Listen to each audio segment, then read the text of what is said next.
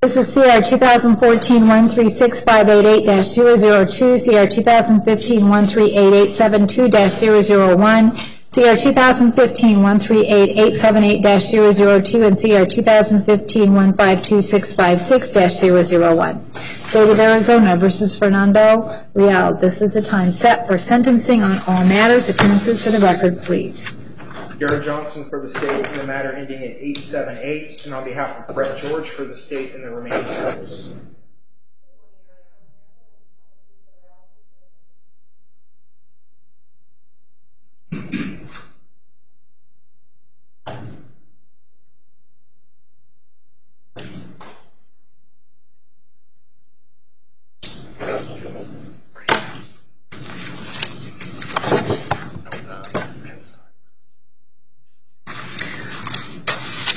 Good morning, Mr. Real. All right, the state is requesting an aggravation hearing, so we are not going to proceed with your sentencing today. I talked with the attorneys before you came into the courtroom. We're going to reset it to Monday, January 25 at 8:30 a.m. All right? Right, I understand. So January 25 at 8:30, and we'll proceed at that time. Okay? All right, thank you.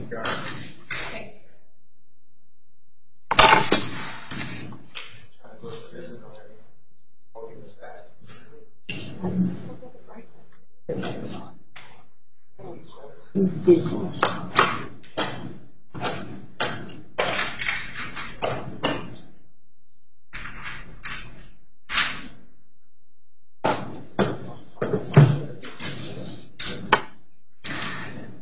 right.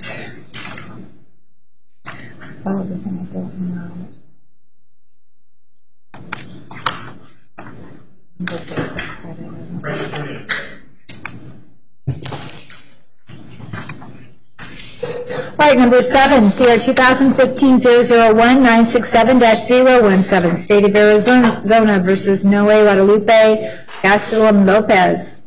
This is a time set for case management conference. Appearances for the record, please. Good morning again. Thomas Forsyth for the state.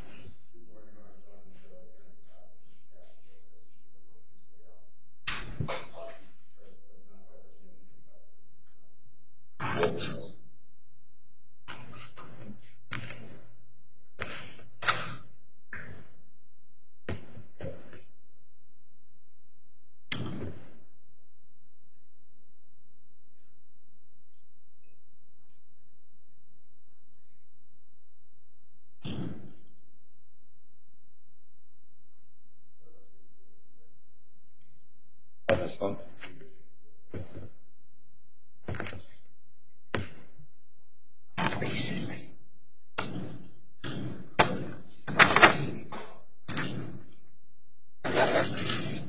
Works for me.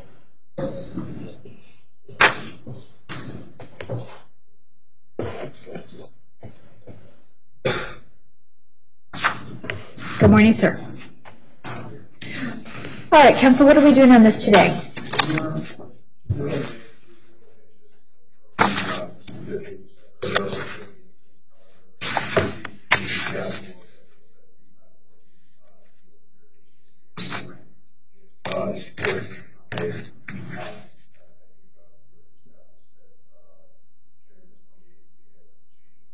Okay. All right, we'll set it then for January 28th for possible change of plea. If the case doesn't resolve, then we'll schedule it another date. And just to let you know, we had a settlement conference in here, and after that, Mr. Vangelli and I did a little bit of research.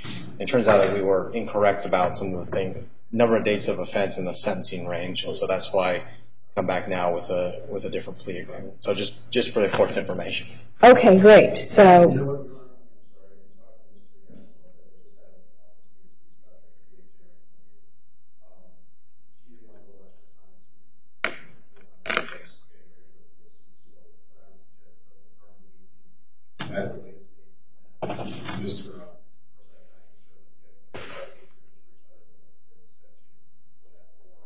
Okay. Okay. So February 18th, 8:30 a.m. in this division. All right. Thank you, sir. And Mr. Forsythe, what I'm going to recommend is that when we do come back for the change of plea, that you put on the record what the actual, so there's not anything in the record to show that Mr. Gaston Lopez has the wrong information. So we'll put the correct ranges, since you said that there were some mistakes at the settlement conference. I just want to make sure the record is clear. Okay, thank you. I just want to make February 18th.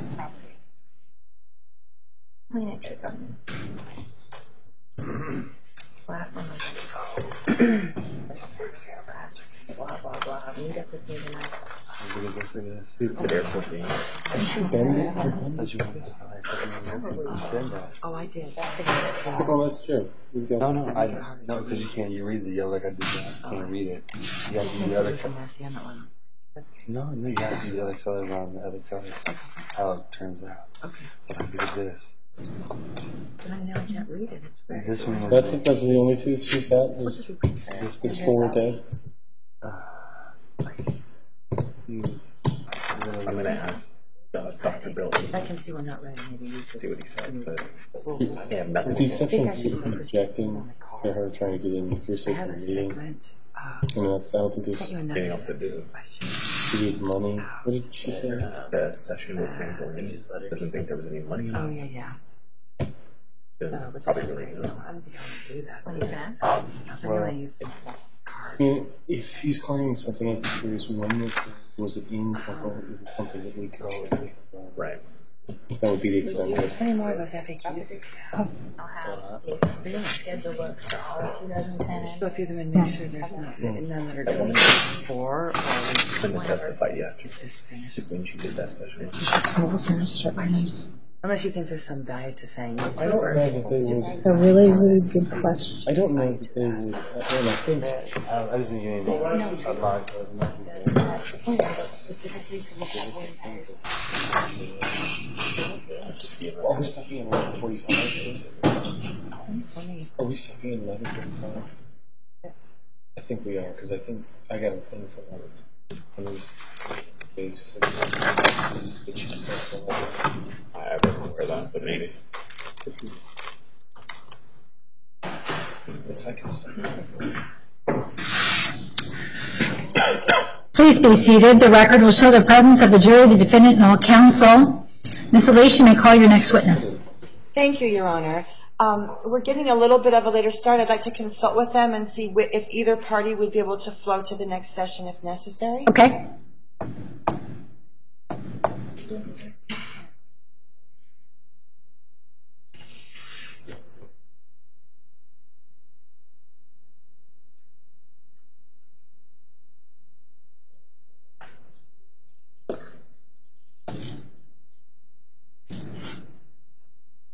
That is the good.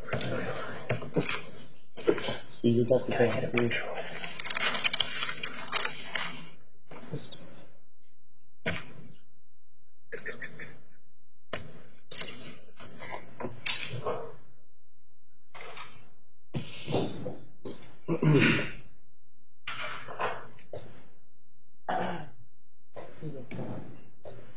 Right up here, sir.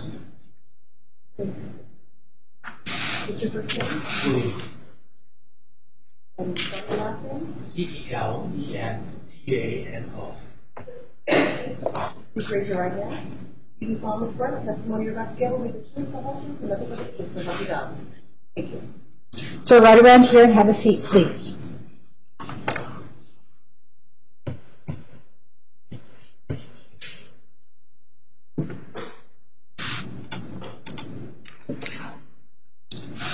Elise, you may proceed. Thank you. Good morning, Dr. Bill.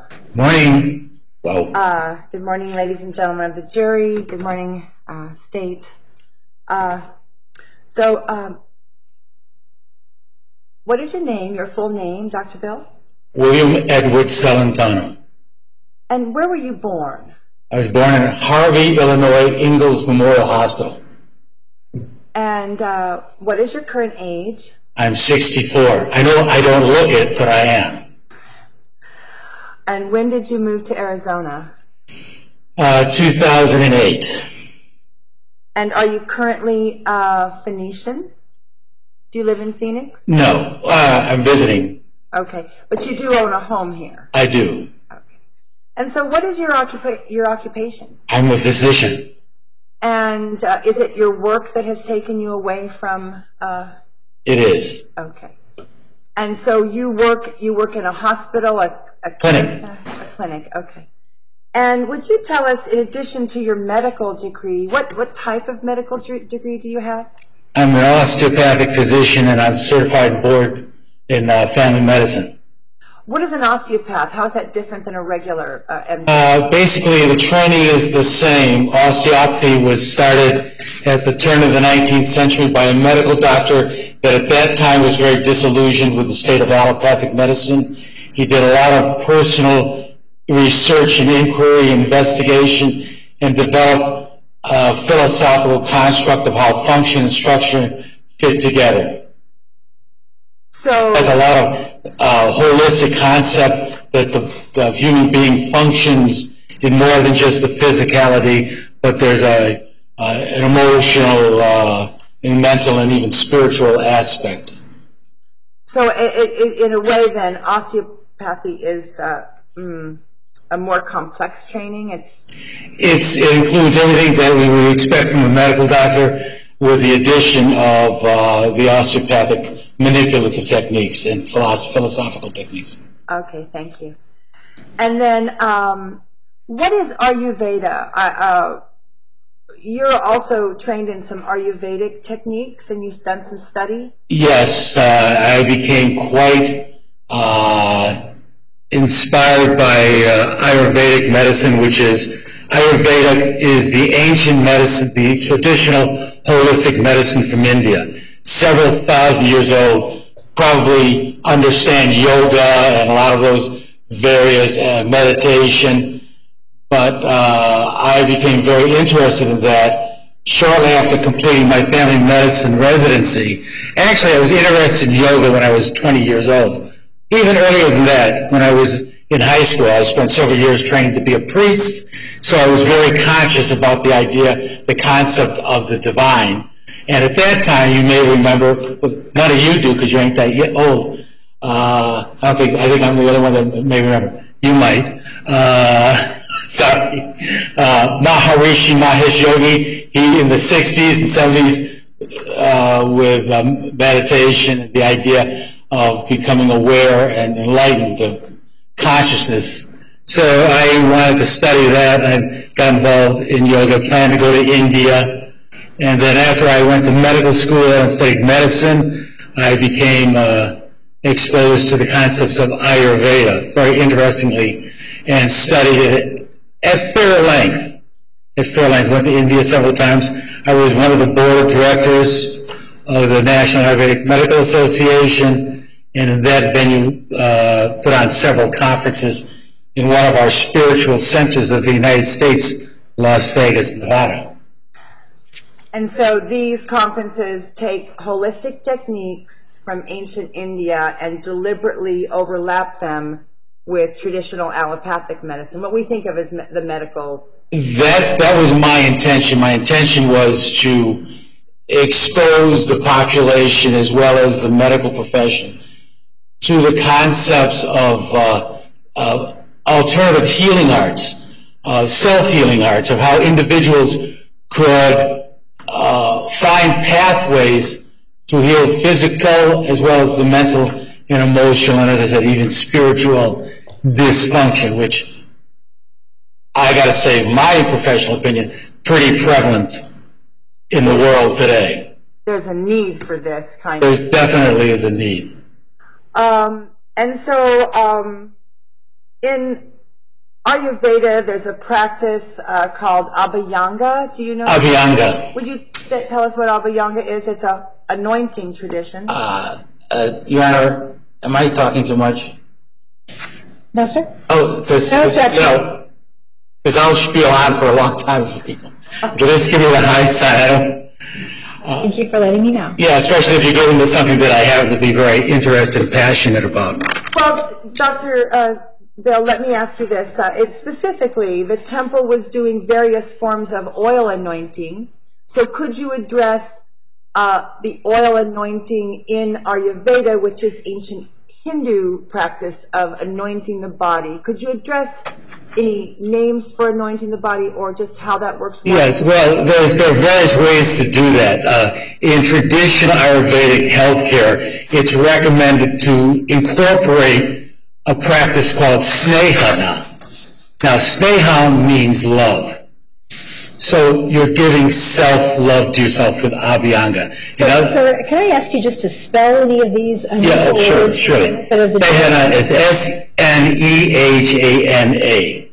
Abhyanga is A-B-H-Y-A-N-G-A. Abhyanga. Ayurveda, A-Y-U-R-V-E-D-A.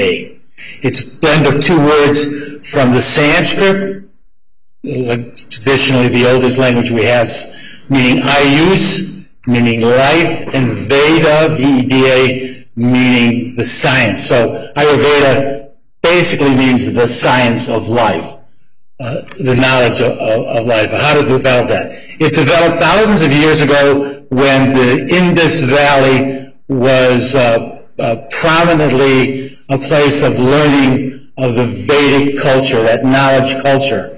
And they felt that there was, in fact, a way to connect with the divine. And to do that... All right, so wait for a question. Next question.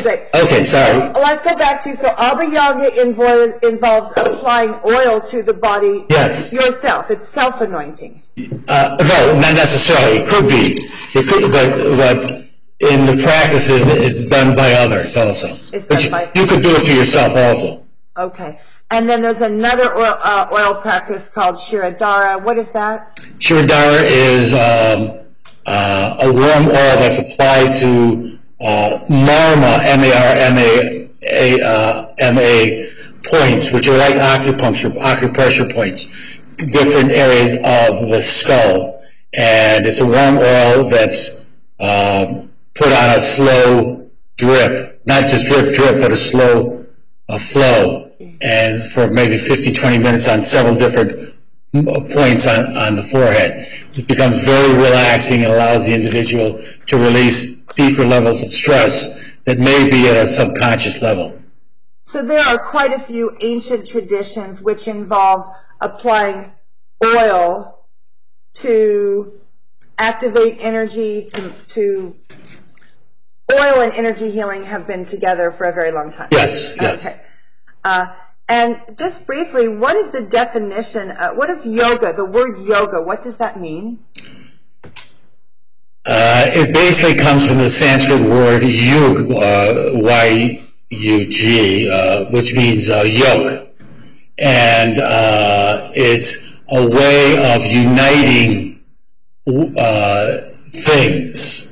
So you could have a yoga of personalities. In the ancient astrology, they talk about a yoga of constellations that may be found in somebody's astrological chart. But we see it in the West as a series of exercises that are called asanas. And it incorporates breathing techniques and some poses that allow us to recreate different developmental patterns of perhaps evolutionary development. Thank you. And you, do you currently have a religious faith? Do you have a spiritual practice or religion? I do. And what is your religion? I'm a Roman Catholic. Okay. And in the Roman Catholic Church, is there a goddess figure? Yes, there's a female figure. I don't know that it would be termed goddess, but the Holy Mother Mary is the embodiment of, if we were going to say divine feminine, the Mother of God, the Mother of Jesus. And so that's a nice segue. How did you first, you are a devotee of the Mother, the Great Mother. I am. And so when somehow you heard about the Phoenix Goddess Temple and you thought, there might be some sacred feminine, something there. How did you hear about that?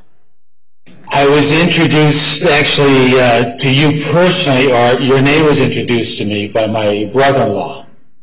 and he had seen one of your ads that mentioned the Vedic studies and practices, and he, knowing that I was very interested in those studies, thought this may be somebody you might connect with and have something in common to share. So and then you wrote the Phoenix Goddess Temple with an email expressing your interest in sharing knowledge. Correct. And then did you make a visit? What was your first visit to the temple, or do you recall? I think I came by to meet with you. We sat and talked and went out for breakfast. Yeah, it sounds right. I had a lox and onion omelet. You had latkes. Took some home for your kids. Yes, that sounds right. So this was at the house at 68th and Scottsdale in the fall of 2008. Correct. Just shortly after I moved to the Phoenix area. And so whenever you are living in the Phoenix area, you do attend many of the high holy days, the ceremonies at the Phoenix Goddess Temple. Tracy is one of my best friends.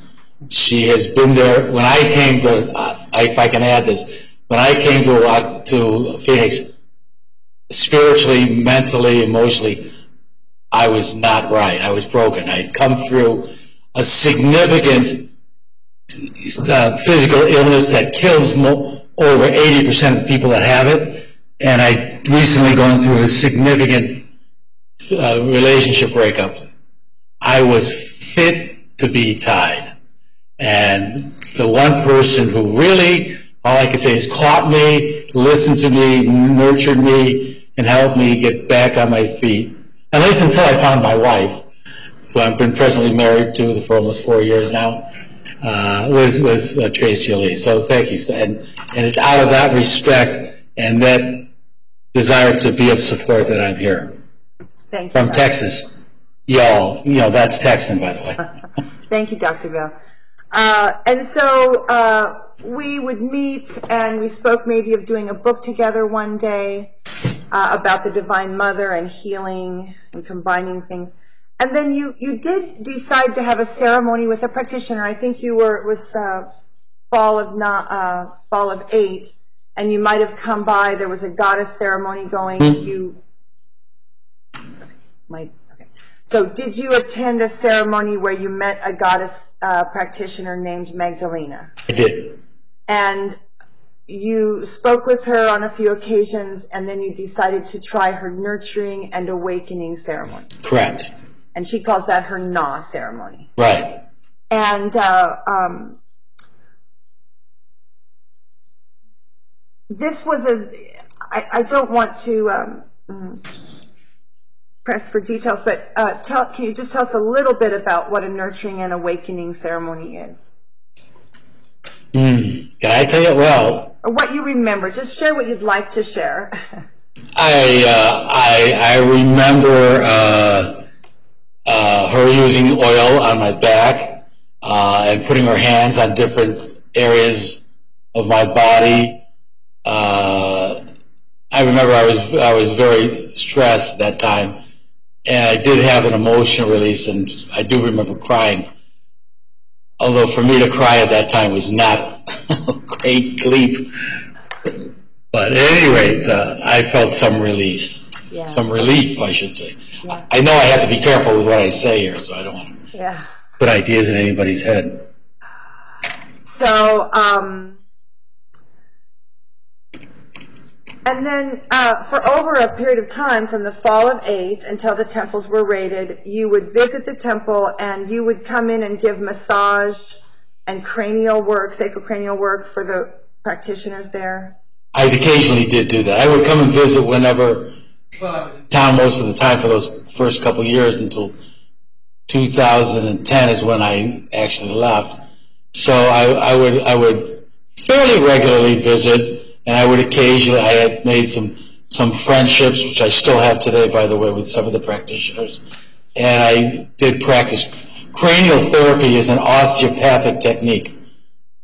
Now, and you were offering that as a gift. If you are interested and you want to learn something really interesting about healthcare, talk to me outside and put an hour away. I'll tell you some very interesting things. It's a phenomenal technique that I've been studying for a number of years and was able to practice with some of the practitioners there. So I'll stop and say, you really believe in the power of touch to shift someone's state? Absolutely. Are there some conditions some human conditions that actually almost require touch to get to a different place? How important is touch, Dr. Bill? It's one of the five senses. It's important that for us to understand how we fit in relationship with the world, if not with our familial relationships with the world at large. Is how we sense the wind caresses and massages us. We feel that through the sensation of touch. We touch our food, we see things. I mean, it makes a big difference. And touch comes about in many different ways. I put myself in medical school giving foot massages, so to me it was really important. You can touch someone poorly, and their body is going to register and remember that. You can touch somebody as if you were Jesus, and their body, if you possibly have the sincerity and belief, will register that. You can touch someone as a goddess, and if you are practicing that pathway, then their body and their spirit, which is connected to the body, can register that. And that can make a complete difference in the energy adjustment of an individual and how they respond in situations that have brought up trauma or stress from the past. The trail has a lot to do with the phrase sacred sexuality, because the temple community is saying we're teaching the sacredness and techniques. Dr. Bill, do you, is there something you could say about the sacredness of sex or the healing power of an orgasm? Is there anything you'd like to say as a physician? Well, one of the things that I've always felt, especially after, I was exposed to the temple, and as a physician, and in my practice and having seen people, sexuality is one of the things that is a God-given experience and sensation that can do some of the most wonderful things in our life. Some of the most great experiences we have are through that avenue. One of the things that can mess you up the most, is sexuality. So it's a balance that we play. It's a two-edged sword. Lord's given us that. We can work with it, and we can use it to heal. We can use it to open up and express and understand our inner self, or we can close off and fight and destroy ourselves. I always wonder whether or not, in fact, one of the things I said years ago was perhaps sexuality was created by the divine as a way for human beings to connect with the divine, and procreation was an afterthought instead of the other way around. Thank you, Dr. Bill. I don't know.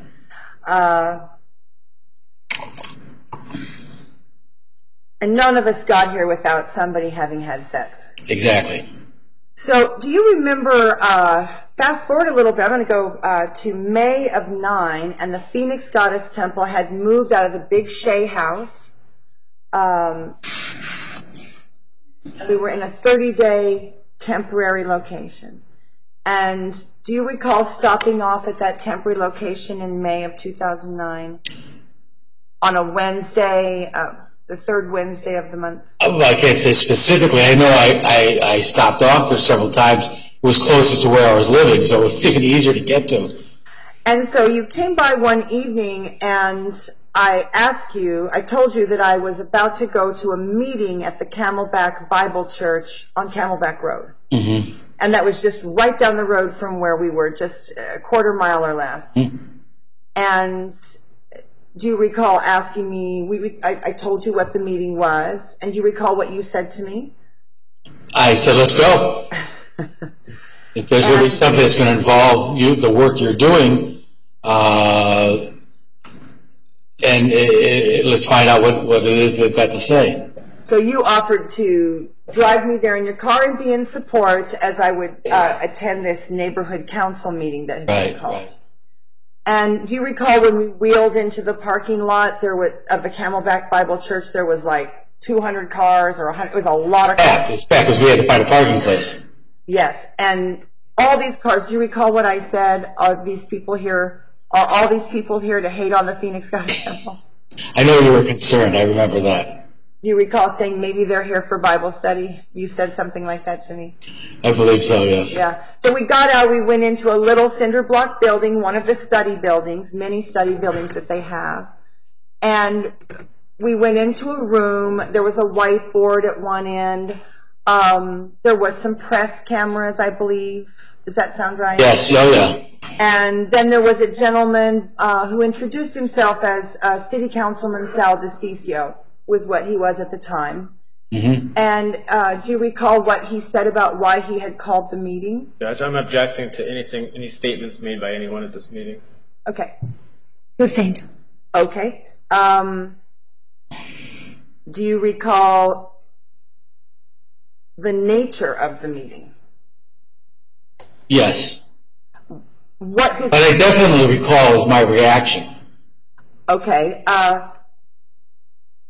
You agree that City Councilman Sal DeCiccio had called a meeting to discuss the Phoenix Goddess Temple with concerned neighbors? Yes. That's what he stated.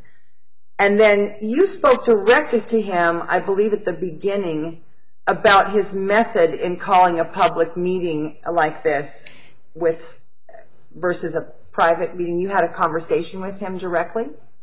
I raised my hand and asked a question. And what did you ask him? He had made several statements of... Judge, I'm objecting to all statements made by anybody at this meeting as hearsay. Well, sustained as to what Mr. DeCiccio said. If you're going to explain what you said. Okay. Yes, Dr. Bill, would you tell us what you said to Mr. DeCiccio? My concern was why, if this was usually done, this type of a situation would usually be done in the office. And the staff was there, and the press was there, which was obvious. Why was it incumbent to call all of these people for this meeting and have the press there and have all his staff there if it could have been done in the office? So I can't give you his answer because it's not going to be acceptable. However, I felt it was unsatisfactory. My reaction was political showboating. I spoke with his, when the break, I spoke with one of his assistants and received no answer to my question, my query. Why, if the usual way of doing business was to have the new entity come to the office to discuss what's going on, zoning and whatnot, why was it incumbent to have the press and call all the neighbors and have all your staff work overtime? Do you recall? Seemed a waste of resources to me. Thank you, Dr. Bell. Do you recall that when the temple was at the Shea location and then we had to leave because there was a neighborhood meeting and the temple was not invited to that meeting? Do you recall hearing about it after the fact? The meeting that caused us to leave the Shea location? I don't recall that. No. Okay. And then,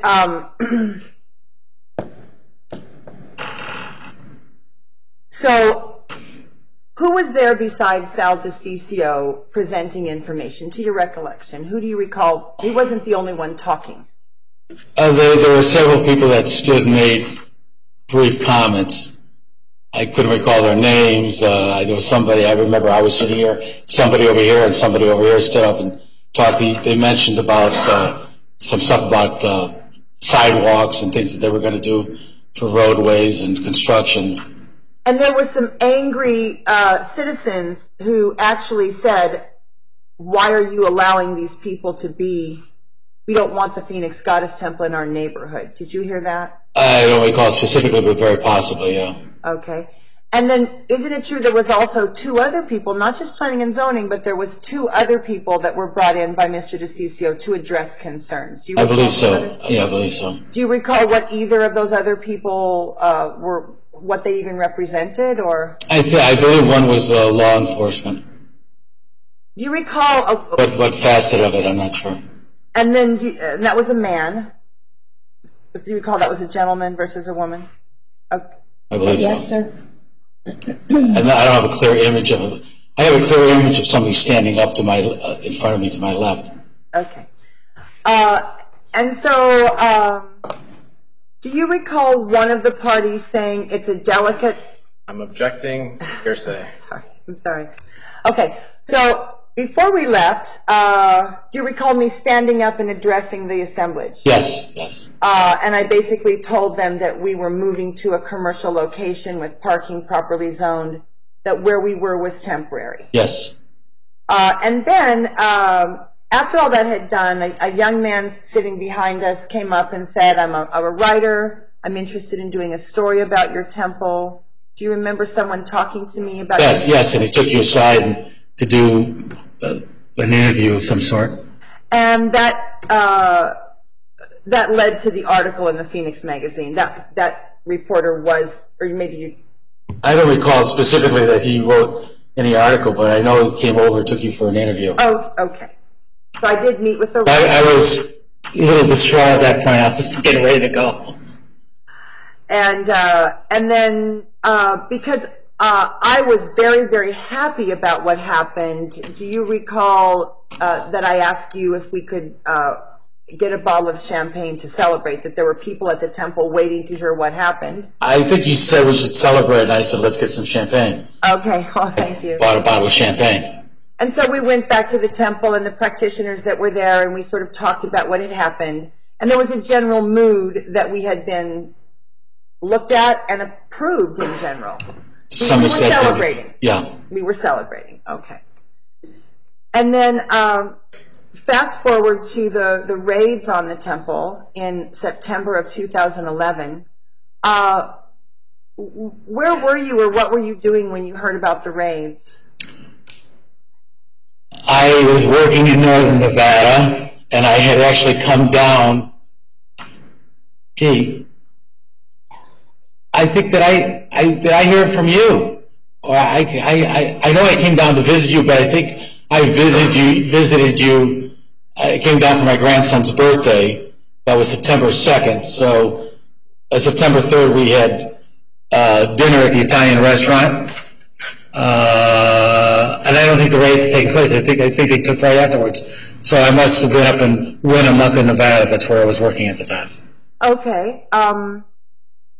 Were you? How did you feel that your house of worship had been raided by the government? Objection relevant. Sustained.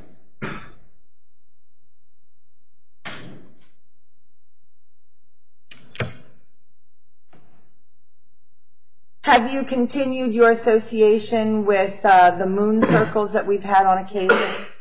When you visited Phoenix, we've attended. Well, yeah, on occasion, and I will admit that when the new moon is out, I occasionally will call Miss Elise up just to talk. How is she doing? Tell her how I'm doing.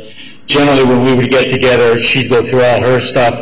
I would go through all my stuff, which ain't insignificant either. And we'd talk as friends. But on the nights of the new moon, I would think, I can't call now because Tracy's having a stroke. And several times when I've been in town, in fact, my wife and I attended one in the past. And it's true that you and your partner actually have done a magnetic touch ceremony clothing on. Yes, that was a wedding gift, I believe, a belated wedding gift for us. That sounds right. Thank you, Dr. Celentano. Thank you for your testimony. God bless. All right. Cross-examination. I have no questions, Judge. Any questions from the jury for this witness? All right, thank you, sir. You may step down. Thank you. Anybody wants to hear the screen and work on it? You may call the next witness. Thank you, Your Honor.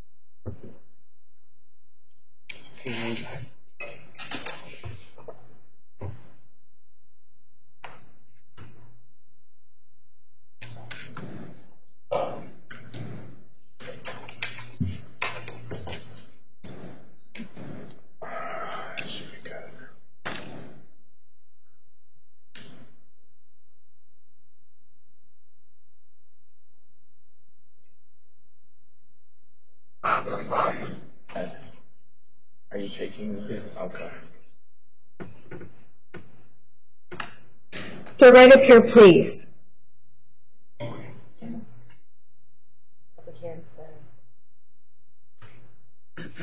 Right up here, please. Right here. What is your first name? Ruth Simran, G-U-R-U-S-I-M-R-A-N. Please raise your right hand. Do you solemnly swear the testimony you're about to give will be the truth, the whole truth, and nothing but the truth, so help you God? So for Right around here, sir, and have a seat, please. Right around, over to this side.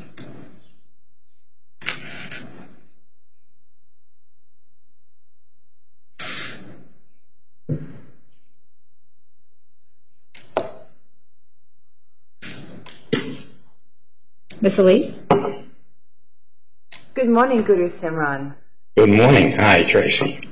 Would you give us your full name and tell us what it means, the word Guru, Simran, and Khalsa? Okay. My full name is Guru Simran Khalsa. Guru Simran is a mantramic name. It means meditative focus or meditative bliss. The Khalsa are people who maintain a certain standard of Sikh Dharma. They're called the pure ones of God. Let's say I aspire to it. I'm never sure how pure I really am. Okay, thank you. And was this the name you were born with, or was this a chosen spiritual name? No, this is a baptismal name. When I became a Sikh in 1986, I was given that name. Okay. You were given the name, and then did you change your name to evade anything or to hide from anything? No, of course not. So the taking on of this name was actually to expand your identity into something greater. Or I don't want to put words in that, but why did you choose to take this spiritual name and actually legally change it? As I said before, Guru Simran means meditative focus or meditative bliss. The big half of my adult life has been devoted to being on the spiritual path. And I took this, well, I was given this name, but it's a reminder of a particular kind of work, namely chanting, that will get me to feel the best that I possibly can. Thank you, Guru Simran. And where were you born? Where were you born? Where was I born? Yes, where were you born? I was born in Brooklyn, New York. Okay. And what is your, how many times around the sun? How many trips around the sun? What's your age? Your age? Oh, 79. Okay. Or I will be at the end of the month. Thank you.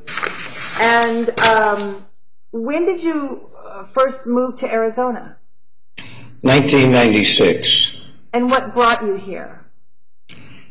We have a very strong Sikh community in Arizona. I've been living in Los Angeles and been there for 10 years, and it was time to move on. And so you joined a Sikh Dharma community here? Yes. Is there an ashram here in Phoenix? Yes, there is. It's Guru Nanak Dwara Ashram, which means literally the door to the teachings of Guru Nanak, who was the founder of the Sikh religion.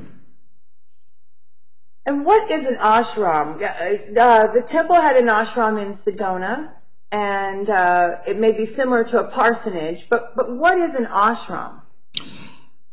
An ashram basically is a spiritual community where people live together to maintain their spiritual practice, usually under the leader of the ashram. Some very, very famous yogis, for example, in India, have established ashrams so that people can practice in that spiritual path. And so they separate from the outside world and literally live in spiritual bliss. They abandon the outside world and they go into living in spiritual community full time. Basically, that's true. But some ashrams never abandon the outside world. I think Mother Teresa's ashram in Calcutta is a world-famous example of a spiritual path devoted to helping, aiding, uplifting, and serving other human beings.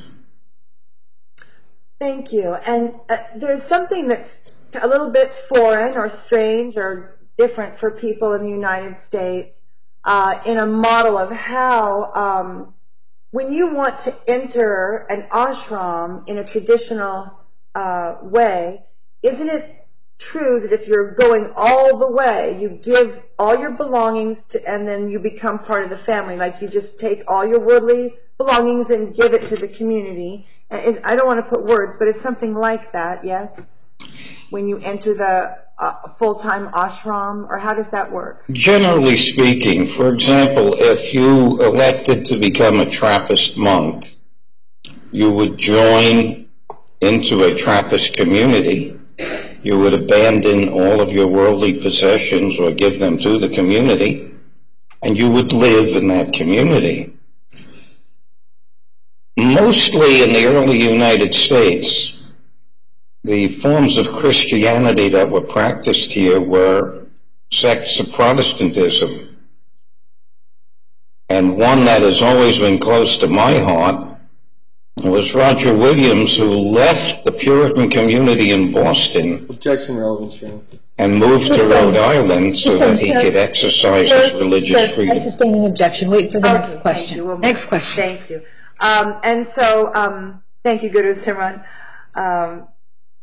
So, you're currently living in Phoenix. Yes. And what is your occupation now? I'll be 79 at the end of the month. I'm semi-retired. My occupation is I do deep tissue massage and emotional healing work. I do physical work in the body.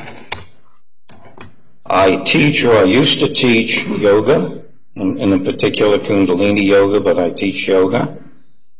And nowadays I'm tutoring certain high school students, one to get a GED, one who needs tutoring because he has fetal alcohol syndrome and makes academic studies very difficult for him.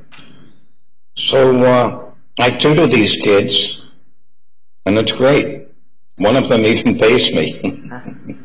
Thank you, Guru. And the word guru means a teacher who helps their students with their karma. Is that the right definition?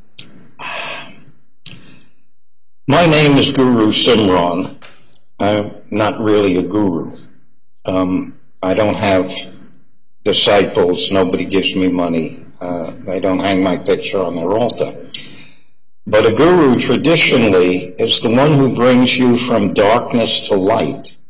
That is, your teacher who will help to awaken you to your own spiritual reality. That's guru. I'm Guru Simran, so I don't take in laundry. Thank you so much. And I know you have a degree in math and another one in chemistry. Yeah, I have a BS in math. Technically, I have about a third of a master's in math, but that's 1959. So you are an educated man, and you are also a Sikh. Yes. And the Sikh religion, that particular religious group, your religion, has been around how many hundreds of years? Oh, Sikhism is about 500 years old now. And isn't it true that Sikhs, as a minority religious group, have experienced persecution for their beliefs? Oh, yes. Does it even happen now, today, in 2016? Sadly to say, there are a lot of people who think they're patriots, who think they're protecting America by attacking Muslims. And they wouldn't know the difference between a Sikh and a Muslim if their life depended on it. So innocent Sikhs have been attacked, beaten up, degraded by, assholes who think they're protecting America. Wow. We have in this country 3 million Muslims who are United States citizens who enjoy the same rights and the same freedoms that we do. Them to be attacked because of the work of the worst sort of religious fanaticism and brutal murder by people who think they represent Islam is a degrading of the values that we live by and are willing to die for. Thank you, Guru Simran. Isn't it true that in the doctrine of the Sikh, your symbol is a heart with wings and swords? It's an armed heart or something. Objection. No, that's actually... Hold on, sir. There's an objection. Sustain the objection. Okay, thank you. Isn't it true that part of the Sikh doctrine is to give aid to minority religious groups experiencing persecution? That's one of your founder's doctrines. I would expand that. For a Sikh, firstly, Sikhs represent that all human beings are equal and the same. We all have the same spirit of God. We all have the same soul. For a Sikh, the highest form of worship is to feed other people. We reach out to people who are in need. At my ashram, we have a monthly program where people from the ashram get together, provide a meal for homeless, and serve it. They don't only make the food, they take it to the places where they serve, and they feed people.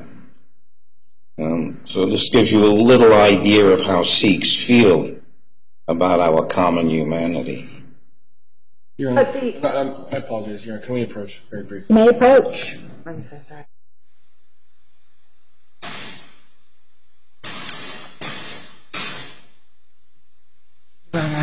I do have a shorter. Hold on. Let him make his objection. I don't want to have to object. There's obviously, I'm willing to give, just in the sense of fairness, at least a little bit of, just get some background. But this is now the third witness that Ms. Elise has presented where we're getting to completely irrelevant testimony. I don't want to have to object every single time to relevance, but there is no relevance to anything this particular gentleman is saying. If there's some relevance to the Phoenix Goddess Temple, I think that's where Ms. Elise needs to go. That's my position. Okay. It's all very interesting, but yes, in terms of relevance. I'll move into closing it out because I do have some questions now specifically about the temple. I was just, okay. Yeah, all right. Let's go there. We're done with background. All right. Thank you.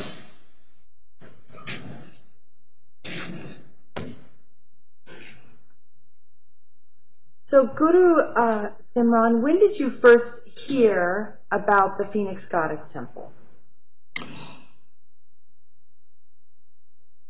A friend of mine named Guru Karam, who also teaches Kundalini Yoga,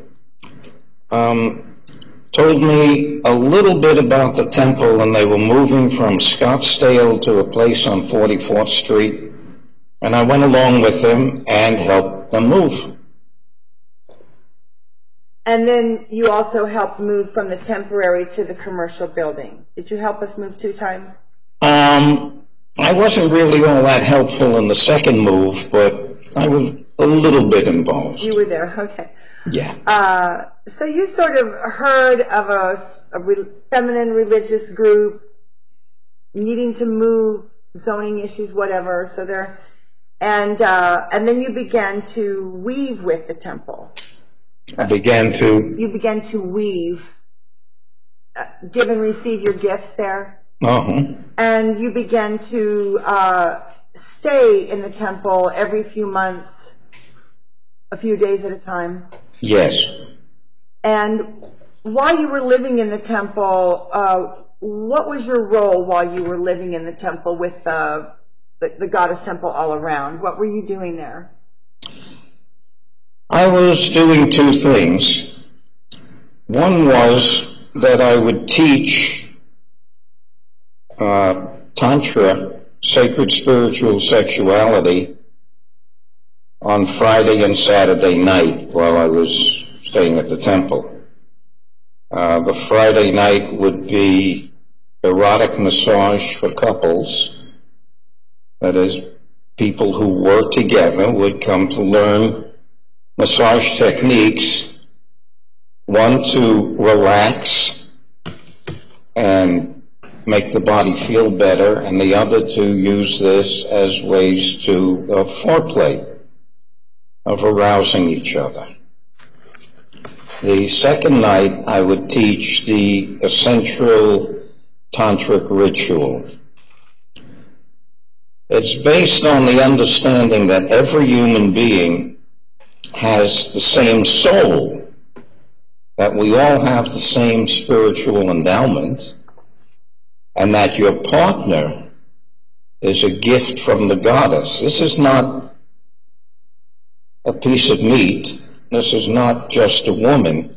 This is another human being. And that when you and your partner begin to relate to each other from the perspective of your mutual divinity, then your sexual life is an expression of that mutual divinity. Here in the West, we believe, for instance, that Christ Jesus is God, and forget that he was also a man, and that you and I and every other human being is a flower of God. Yeah, I'm objecting narrative at this point. Thank you, Jan. Thank you, Mr. Simon. Guru Simon. Just a couple more things. So you actually were there, and the women and the men who wanted to practice Tantra, because you were living in the temple, they had, I don't want to say 24/7 access, but they could pretty much meet with you, learn from you, do a tantric practice with you, virtually. Yeah, they could meet with me and talk with me, and I was always available. While I was staying at the temple, as I say, at that time, I earned my living doing massage, but for the women who were at the temple, I would exchange work, or I would donate work. So I wasn't really at the temple to work in the temple particularly, other than my teaching role. But while I was there, I was interacting one-on-one with many, many people.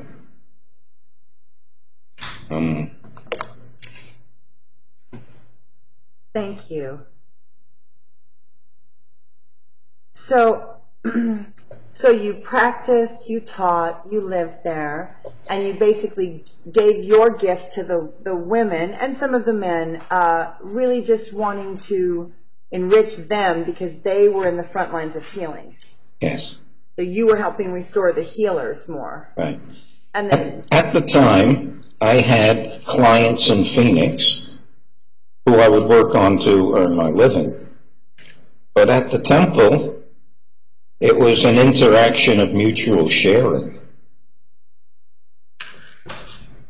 Guru Simran, do you recall that the temple had been called a cult, or accused of being some kind of a sex cult? And you had a comment that you told me at the time that was reassuring about being called a cult. Do you remember what you said? Yes. What I said, and this is a quote from one of my teachers, a cult, when it matures, becomes a culture. There was a time in the Roman Empire, for example, when Christianity was a cult, and what they did with Christians was they threw them to the lions. After Constantine's council at Nicosia, Christianity became the religion of the Roman Empire. It was no longer a cult. In fact, it became the defining culture of Europe. Thank you, Guru Simran. And so one of the things that you and I connected on in conversation on a number of occasions, because I had been raised Christian, do you recall that I kept being astonished at your devotion to the mother, that you were an actual devotee of the goddess? Do you remember me being that I had never met such a devotee of the goddess? What is being a devotee of the goddess? What does that mean if you're a devotee? Let me give you one of my teaching examples. Please put your finger in your belly button. A woman gave birth to you. And if that woman hadn't given birth to you, you wouldn't be here. When we can remember this with gratitude, not with anger or hatred or whatever aberration we're going through, whatever our abnormal psychology, when we can remember this with gratitude, then we can remember that women are to be honored and loved and fully appreciated. They are the source of life. So is that the definition of one aspect of the goddess, is that she gives you your body so you can be in this plane of existence? Absolutely. All early cultures recognized that the mother, that women are the source of life. Thank you, Guru Simran. And I have one last question for you. What is satsang? Satsang is a gathering together to perform a spiritual ceremony. For example, if you go to church on Sunday, there's a church service, there's usually a choir, there's a preacher preaching from the Bible. You could call that satsang. It's a ceremony of worship or of spirituality. And Guru Simran, was there spontaneous satsang happening all over the temple all the time? Yes. Sharing spiritual wisdom? Yes. Books, techniques? I can remember dozens of times sitting in a big room at the temple where everybody gathered in a circle and we had ceremony, we had satsang. We lit candles, we made prayers, we made offerings. Guru Simran, would you go spend 5 or 6 days a month at a brothel? Would you spend 5 or 6 days at a house of prostitution every other month? At a brothel? Geez, only if I got lucky and hit the lottery. Well, to be serious to that question, I've always felt that the commercialization of sex was a degrading of something very holy in the human spirit. But there's also an aspect of healing in it, which goes back to, let's say, the ancient Greek temples, where a goddess of the temple would allow any man who made a devotion, an offering, a monetary offering to the temple. The Greeks actually called it sacred prostitution. So there's an old history of prostitution, but I feel that in our culture, that's really not the way to interrelate. We're better off interrelating from the heart than from the wallet. And it's your testimony that sacredness and sexuality have been very much separated in our culture? Sadly, yes. If I may, I'd like to speak to that issue. That could be our last question. Thank you. But yes, go ahead and speak to it, and then we'll be There are 3 aspects to a human being. There's our physical body. Without it, we're not here. The second aspect is our mind. We experience life in our brain, our thoughts, our feelings, our appreciation, Our experience of life, literally, is inside. And the third aspect of the human being is our soul, our divine spirit. It is not material, it is totally spiritual, it is an abstraction beyond an abstraction. Our mind deals in thoughts, which is an abstraction of our experience. Our soul deals in the abstraction of the abstraction, which is not material. The mystics have always been able to have the experience of the oneness of the creation, that everything is divinely interrelated and one whole thing. No objection, Area. All right, sustained. All right, let me... No, so there's, wait for a question. Ms. Lewis, anything else? Did you ever hear anyone or see anyone sell sex for money at the Phoenix Goddess Temple? I can't answer that because when people were in session, that was a sacred space, so I was never there. When I taught, and I taught groups of people, and they were, for instance, massaging each other, they already knew each other before they came to the class. There was no exchange of money or anything like that. This was straight up. You and your partner came to a class and we went through the various massage techniques that I could show people, and they would practice. Did I ever see prostitution occurring? Did I see people propositioning each other? And, Did you ever hear of a woman come out of chamber and say, "Oh my gosh, somebody"? Call here, sir. Okay. Sustained. Okay. Did you perceive the good works at the Phoenix Goddess Temple? It looked like a nonprofit to you? It looked like there was nonprofit good works going on in the building? We live in a very strange world. Pornography is a major industry in this country, in the billions of dollars.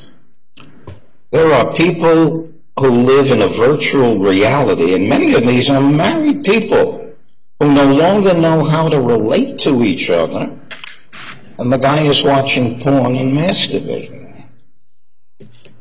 This dislocation, the dislocation that somewhere between 50 and 60% of the marriages in America end in divorce, the dislocation between men and women, is a mark of the aberration of our culture.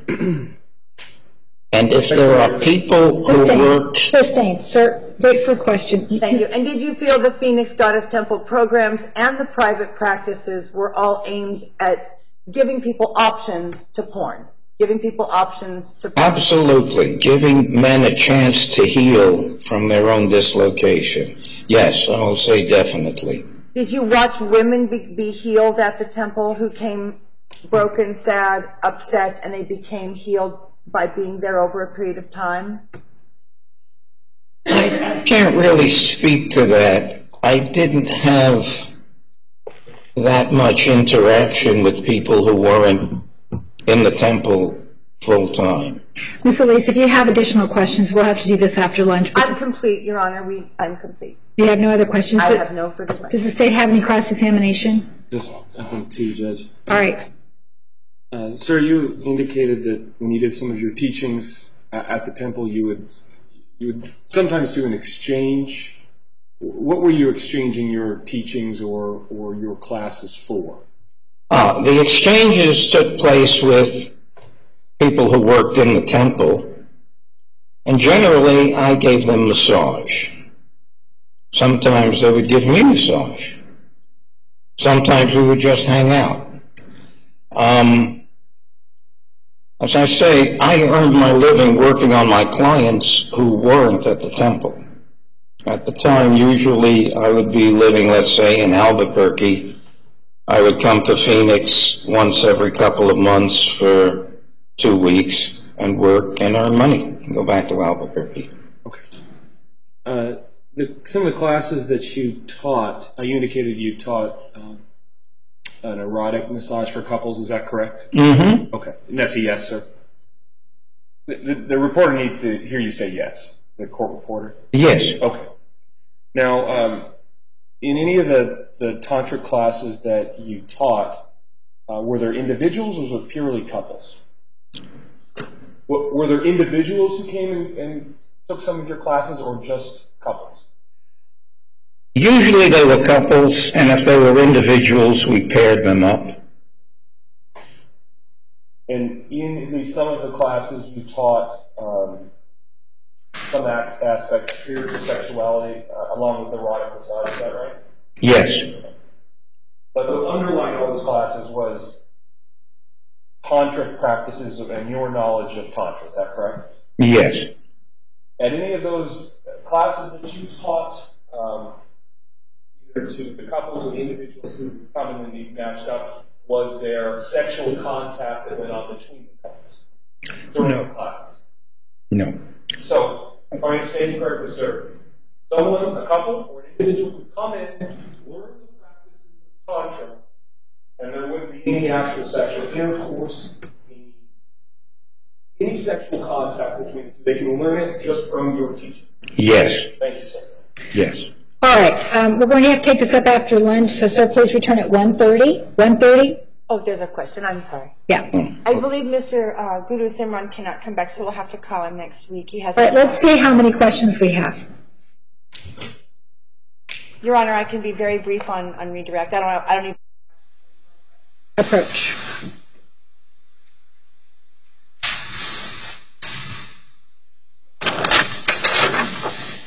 Jury question 79. Any objection?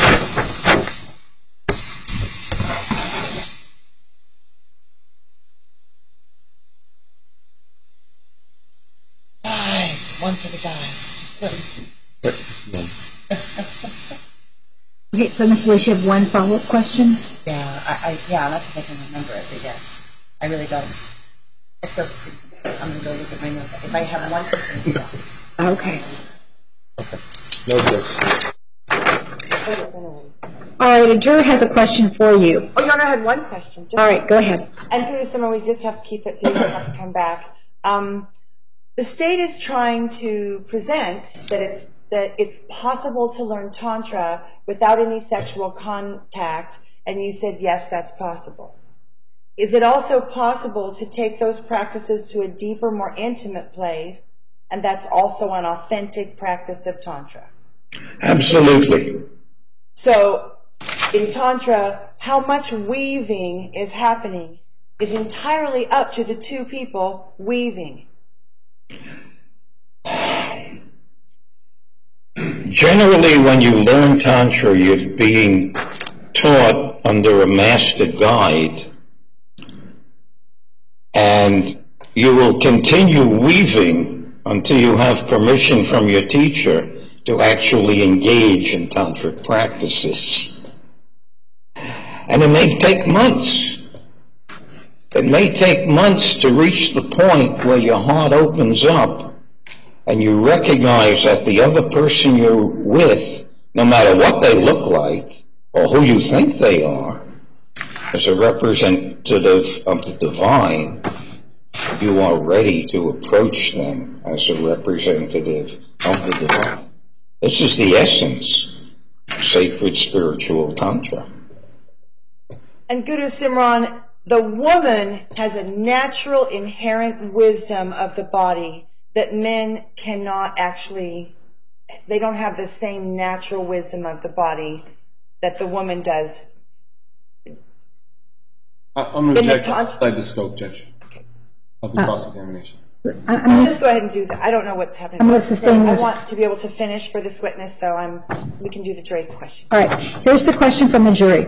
So the woman gives birth and the woman carries the child. Do you agree none of us would be here without a male being the source of creating the child?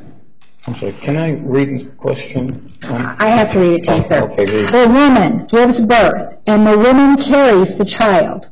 Do you agree none of us would be here without a male being the source of creating the child? Absolutely. Do you agree it must include a male and female to produce that child? Absolutely. Why is the woman any more important than the man is? No. Not more important and not less important.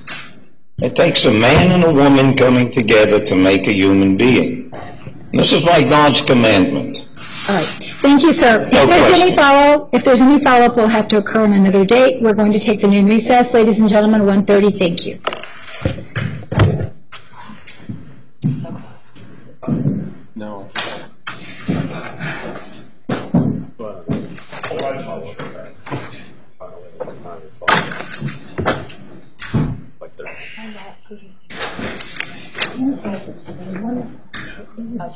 You've had enough of it? Thank you. We believe it does take a man and a woman. Mike, we'll just do the change of plea on the record, so you can go. Mike, it's okay. Because I was really planning to stop at 11:45. We just couldn't get it to happen. Okay.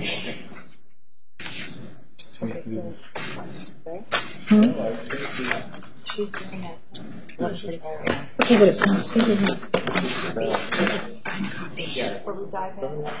Tomorrow. That sounds good. Okay, we're going to proceed with number 10 from the morning calendar.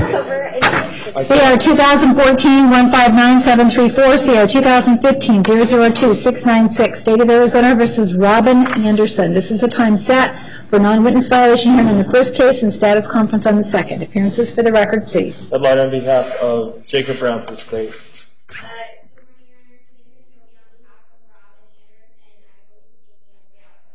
Yes, thank you, please.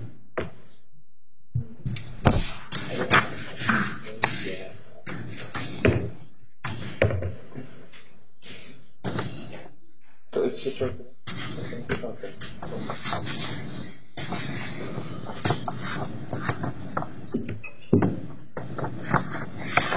That's true. For us. I mean, women in your team are back. No question.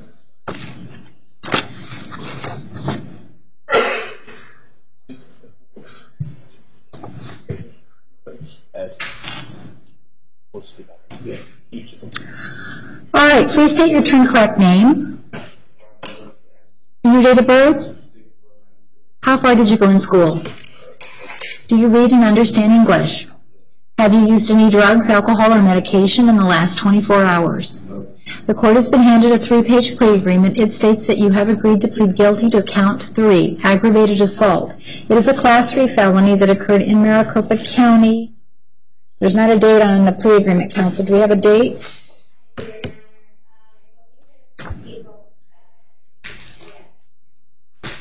Of 2015? That occurred in Maricopa County on April 7, 2015. Do you wish to plead guilty to this charge? Have you reviewed all 3 pages of the plea agreement with your attorney? Do you have any questions about the plea agreement? Did you sign page 3 of the plea agreement? Did you place your initials next to the paragraphs that appear on all 3 pages? Do your initials next to those paragraphs indicate you read and understood those paragraphs? Has anyone forced or threatened you to get you to admit to the charge? Has anyone promised you anything that does not appear in the written plea agreement? By pleading guilty today, you will be giving up rights you have under the law. I am going to explain those rights to you. You are presumed innocent of this charge. You have the right to have a trial by jury. At that trial, you are entitled to be represented by an attorney. You cannot be found guilty at trial unless the state proves beyond a reasonable doubt that you committed this offense. At the trial, you would have the right to cross-examine the witnesses called by the state. You would have the right to call witnesses on your behalf, and you could subpoena them to appear at the trial. At the trial, you would have the right to testify. You could not be forced to testify. If you chose not to testify, your silence could not be used against you. By pleading guilty, you give up the right to have a jury decide any aggravating factors alleged by the state. The court will make that determination at sentencing. You also give up the right to file an immediate appeal to a higher court. Your right of review is to file a petition for post-conviction relief with the trial court within 90 days of sentencing. Do you understand these rights? If you go forward with your plea agreement today, you'll be giving up these rights. Is that what you wish to do? If you are not a citizen of the United States, pleading guilty or no contest to a crime may affect your immigration status. You are pleading guilty to a Class 3 felony under Arizona law. This crime carries a presumptive prison term of 3.5 years, a minimum prison term of 2.5 years, and a maximum prison term of 7 years. That prison term could be reduced to 2 years or increased to 8 3/4 years if the court finds exceptional circumstances. The court will impose a period of community supervision equal to 1/7 of any prison term ordered. Probation is available. The court could order up to 1 year in jail as a condition of probation. Restitution of economic loss to any victim is required. The maximum fine for a felony is $150,000 per count, plus an 83% surcharge, $20 probation assessment, $13 penalty assessment, $2 victim assessment. You must submit to DNA testing, and you must forfeit the weapon used in this matter to the state. Do you understand that? You have reached an agreement with the state. That agreement is found in paragraph 2 of your plea agreement. It states that you are to be sentenced to the Department of Corrections for 3.5 years. You have agreed to pay any and all costs associated with DNA testing as required by Arizona law. You have agreed to pay restitution to all victims included in Phoenix Police Department Report 2015 00649050 and all supplements to that report for all counts regardless of whether amended or dismissed for all economic loss and an amount not to exceed $100,000. You have agreed to have no contact with any victim listed in the case and not to return to the scene of the crime. The state has agreed to dismiss the allegations of dangerousness, your prior felony convictions, and the allegation that you were on probation. Is that the agreement you reached with the state? You've told the state you do have one prior felony conviction. Is that correct?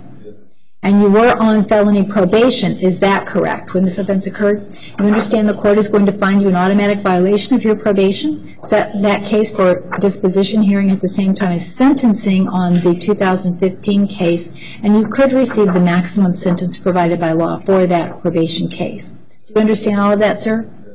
And finally, you have told the state that you have no other pending felony matters in any jurisdiction under any name. Is that correct? All right, factual basis.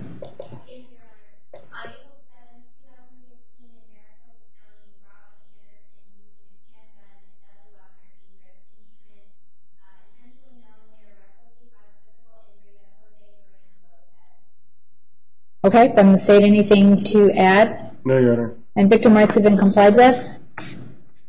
Judge, if you can give me 30 seconds. I didn't have a specific note from Mr. Brown. Okay. Just one moment, Judge. Great. So, Mr. Anderson, did you hear what your attorney just stated? Is that what happened, sir? Do you agree with everything she said?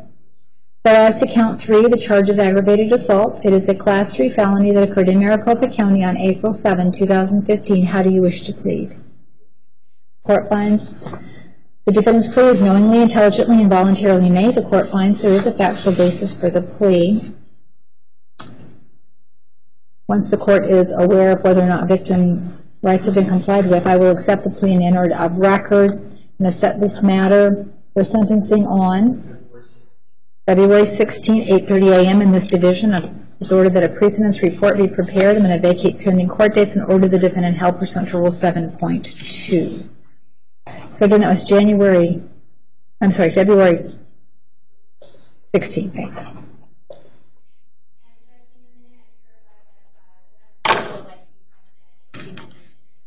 Yes. Judge, I'm looking at the victim letter that went out in November, so victims' rights have been complied with. All right, so they ordered accepting the plea. All right, so we'll see you back here on February 16th.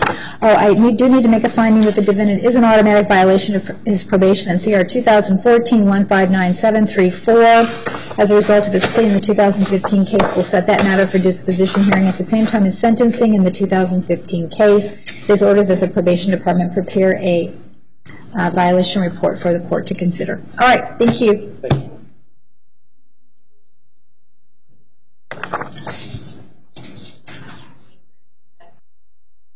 Defendant and counsel. Did somebody want to say something? Yeah, I just had a quick comment. Because the state dropped quite a few witnesses, I'm happy that all is happening, but I'm just saying there's been certainly a collapse in the time frame for me to get my people in. It's because they dropped witnesses, they definitely left 1 to 2 weeks out, you know, part started sooner.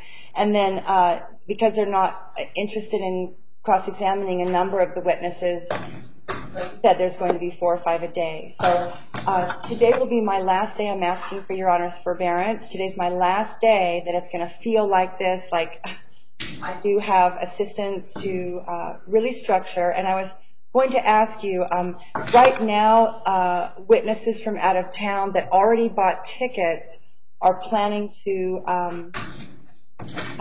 be here on the 15th, which is a Monday in February. And if I try, because they've already bought their tickets, and could I treat that? I mean, I was treating sometime later February because I thought I would have an equal amount of time, and I understand that these things are not relevant and we're going to be shortening this testimony. Based on the witnesses I have, I'm bringing it all forward. Is it acceptable to the court that I complete witness testimony the 15th, 16th, 17th, and 18th, like I rest my witnesses that week? Is that it? Because that's bringing it forward, or do I need to worry about bringing it forward more? I think you do need to worry about bringing it forward. I haven't seen your most recent list. I know that you were going to create one last night. At least that's what you had indicated. So I haven't seen how many witnesses, but I don't want there to be down days. I'm very concerned we're going to start to lose jurors. Yes, I understand, because we moved, because the time frame that was in my mind was that we were going to go till the state said in their pretrial management report that they thought the trial would take 20 to 50 trial days, calendar trial days. And when I looked at it, I thought, well, it certainly won't be 20, and it might be 50. And the state rested, I think, 25 or 26 days in. So in terms of my understanding of things, I thought I had a certain amount of spaciousness to work with. And I'm understanding that that's not necessarily what we need to do now. So I am working on, shuffling everyone, because there's people who bought tickets. They're coming on certain dates. Most of them are in January. And bringing people forward from February to January. This moment, I don't have any idea how that's going to go, because some of them are credentialed people with very busy calendars. So, but I'll do my best. And it's my understanding that I need to have somewhere between 3 and 5 witnesses every day. So yes, and that's what we're going to do. Yes. So, have you provided a list yet? Yeah, it's the same list. It's not a different list. I haven't added anyone. I have asked to add one employee of the Bunny Ranch to. Somebody's got to come and speak to the mind of prostitution, and since my subpoenas were refused by the Project Rose people. I still need a witness to talk to the mindset of prostitution, since I'm accused of that. So anyways, I've only added one witness, and I believe I've dropped a couple and added a couple. So no, the number of witnesses has not changed. Some have dropped out, and couple have been added. We can meet, I'm working with Mr. Green. We did winnow down the list. We assigned numbers of segments that we thought it would take for each witness, and then sort of planned accordingly. And after seeing that the state's not interested in doing cross-exams, then that's, of course, going to make it go a lot faster. Judge, I would just say to Ms. Elise that I don't see, based on the witnesses that we've provided, outstanding motions to preclude and minimal cross-examination, this trial lasting beyond the first week in February from the state's point of view.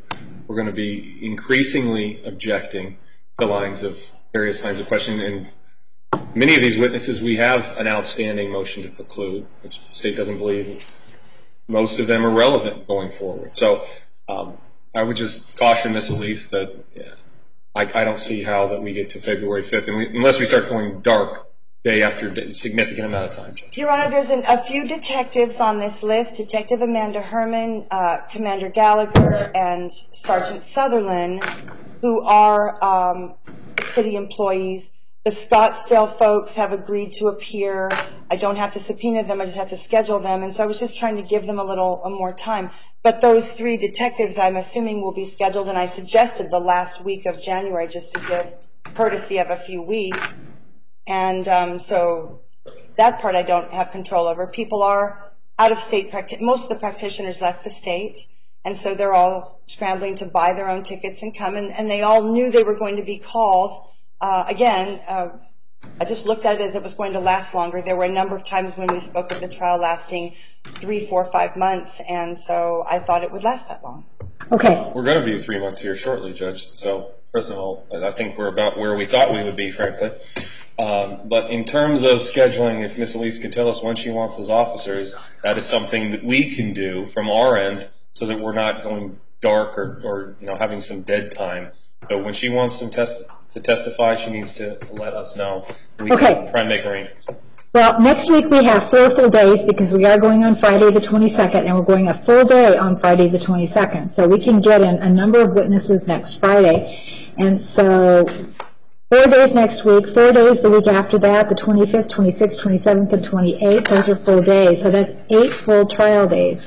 And if you call 4 witnesses per day, that's 32 witnesses, and you said you had 40 on your witness list, and you've already called some, and you have some more for today. So, yes, Your Honor, a few of them may take more than a 10 segment. Practitioners may be cross-examined, and administrators in the temple may be cross-examined.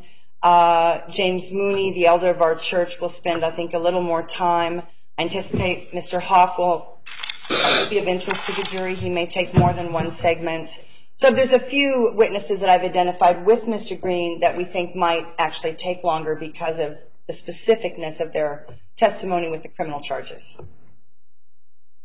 Okay. So those people, I do think are going to take more than just 1 little segment. Okay. My recommendation to you is that you suggest to all of your out-of-state witnesses that they try to make their travel arrangements for the last week of this month, and then if necessary, the local people can fill in after that or during that, if necessary. The police officers, I don't know their availability, but I'm sure that with a phone call from the state, they will make themselves available to be here. So yes. You just need to coordinate so that we know exactly what's happening. So Your Honor, I'm very happy to meet with the prosecution later today, or we could meet on the phone and just tomorrow go through the witnesses, and they could just indicate, we don't really think we're going to talk to that person very much, or we anticipate, I mean, I can just tell they want to, I'm sure, speak with practitioners who did ceremonies. I'm sure they want that there will be more time for that. And anyway, I don't feel that it's fair that I be rushed. I don't. Well, no one's trying to rush you, but what we are trying to do is make sure that we do have full trial days. Yes. You have had an opportunity to ask substantial questions. The witnesses called so far, and I think the state's position earlier was that a lot of the information in their opinion was not relevant, but in an abundance of fairness, they're allowing you to ask some of the questions. So, thank you, Your Honor. To say that the state thinks that the sacredness is irrelevant is the foundation of this conflict. So thank you for repeating the foundation of the conflict. All right. So let's... Your Honor, before we do that, yes. Can Ms. Elise and I approach... Sure. Ex parte fashion? I don't have an objection. Okay. All right, sure.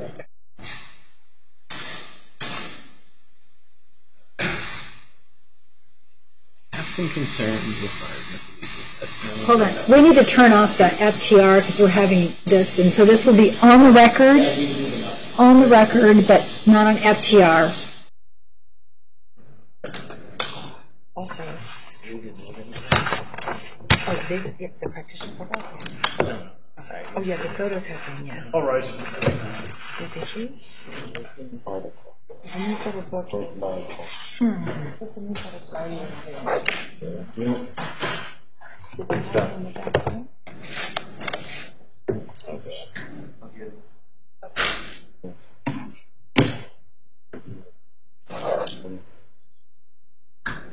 We're trying stuff. I don't just leave. It's up to you. What's that? He's getting it. It's in the background. Scott. I can do this.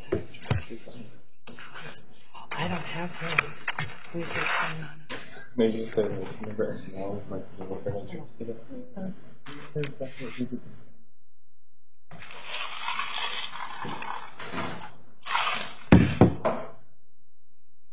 Oh my god.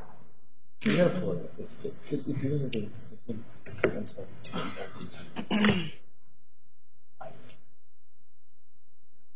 This message has not been downloaded this first.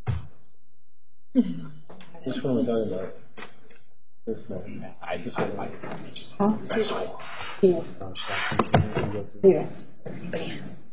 Yes. Yes. Yes. No. I want the FAQs on this. That one about I'm going to invite them into a guest. how much you make. No, I didn't do it. I mean, I can go back through it. The second time I finally landed, but Yeah, it's worth looking at. I had forgotten about it. If she they were in the iPad and they're gone because I was going to do that. So just won't do a page at the moment. We'll just skip this. Please be seated. The record will show the presence of the jury, the defendant, and counsel. Ms. Elise, you may call your next witness. Thank you, Your Honor. The defense calls Dr. Tracy Elise. Ms. Elise, please take the stand. You are still under oath. Do you understand?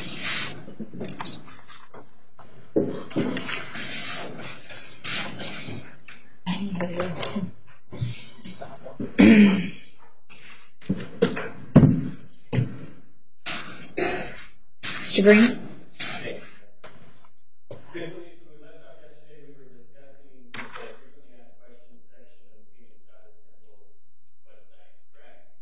Yes, the website, what was the website was what we were communicating to the world when people wrote with a question. One of the questions that you were given was not to sound superficial, but if I get to choose my practitioner, I think I would be uncomfortable with a man. Well, I'm certain that the answer would be you have to choose a practitioner that you actually want to spend time with. You know, you need to feel really good about who you choose. Many people think it's maybe superficial to choose your practitioner based on how they look, but everyone is different in what attracts them. Some people are attracted to intelligence. Some people are attracted to physical strength. Some people are attracted to wisdom. And so the goal of the temple is to help people authentically feel the energy in their body, and then how that is it magnetically interacting with other people and with the universe. And so all I would ever do is maybe guide someone, but ultimately, really, you would almost have to choose yourself, because the thread, the little bit of light that's wanting to connect, it needs to come from you and not from someone else. There might be a rare situation where someone literally just doesn't know what to pick, and then I might ask them questions, or the gatekeeper might ask them questions, and try to get a feel for, do they want peacefulness? Do they need to express energy? They're frustrated. So there was some mechanism for that. But it's not superficial to choose a practitioner because you like the way they look, because images are a huge amount of communication, not just words. So if you like someone's smile and you really feel attracted to that, that's a good start for a ceremony. One of the questions you received was, I'm a bit confused. Your post was in the escort section, so I thought you provided NSA NSA fund. what? NSA fund. Okay, I think I know it. Can I look at that or put it up? Thank you. I think NSA, if I'm not mistaken, means no strings attached. It's a dating term. In the modern era, when people have married and then they're single again, there's like a category in dating called no strings attached, and really it's kind of where people who want to have an encounter, a sexy encounter, but they don't want any emotional connection. They don't want to like go to breakfast the next day or something. They don't want to have a relationship. So I think that's what the no strings attached is.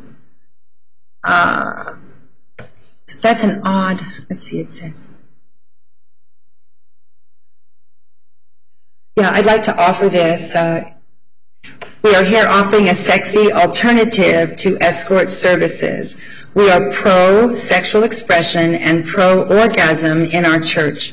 We believe that it is a holy moment when the soul, the body, and the universe are one, as is our experience of it.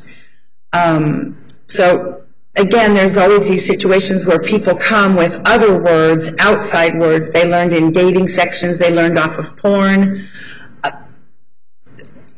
They're using their language and they're trying to communicate with us. And then we try to listen to what they're saying and say it back in a way that shows that we see it as sacred. And then that person might keep coming if that's what they're after. But the person's not interested in those kinds of words, soul, body, universe, church.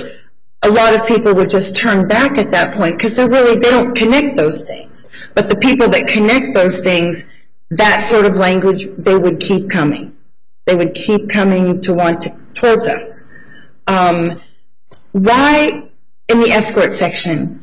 For the first number of years, I never advertised, never put any notices about what I was doing, services. I only did what's called, they use the category sensual touch in Seattle, and here they use the phrase body rubs. And that, again, is where the practitioner is touching the person, but not so much touching back. I always thought because we were healers that we wouldn't be in the escort section. And what happened was a woman came to me from the Midwest. She was a Christian. She came from a Christian background. She was written about in a narrative at this point. Sustained. Okay. And, well, this was the reason I began to advertise in the escort section, was because she told me that as Christian women, we were supposed to put the light where it's dark. Sustained. Next question.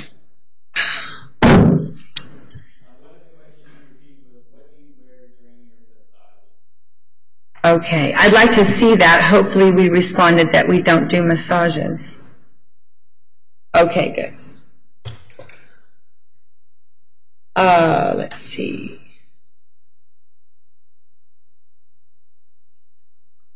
I'll just say that people who come in to receive a healing, they're going to disrobe to the level of their comfort, and that with couples and women's sessions, we actually provided sarongs. You could go to a rack and grab a sarong, which is a cotton wrap. And then you could use that cotton wrap while you began to receive your touch, so that you would then, we're trained that when we work with women, we're trained with layers of permission. You don't just remove, you don't lower the sarong from her shoulders to her waist without asking if it's okay. You don't lower it to her lower back without asking if it's okay. You don't remove her sarong without asking if it's okay. Whereas the gentleman, it's extremely rare for a gentleman to not be happy to be just naked as a jaybird, and generally they will be that way. They may, if they have a sense of modesty, there's always, again, the sarongs, there's sheets, and there's towels, and if someone were to come in and cover up with a towel, then I would know that they would want a very modest ceremony, and that would indicate to any practitioner that maybe that chakra, that area, you may not be touching that area because the person's covering it. And then as far as what the practitioners wear, there's been some discussion about that. I told people they had to show their breasts, that women had to share their breasts, and that's simply not true. What I said was that studies have shown that men who look at the feminine bosom, that their blood pressure goes down. And that was a story that I would tell in Theory of Practice. If these men were looking at trees and then looking at the bare bosom, and the control group that was looking at the women's bosoms, their blood pressure went down. And we just talked about that the bosom is nurturing. When you're a baby, that's almost like God, like God is loving you with that bosom. And so we encouraged people to let people see their bosom, but no one was forced to, and I do believe the testimony has been that people wore what they wanted to. So generally sarongs would be the short answer.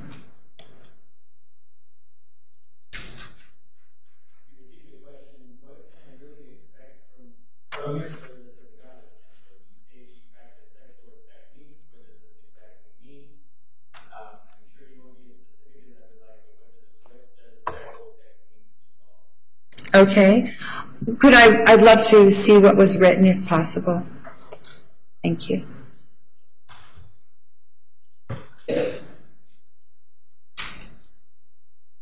Okay.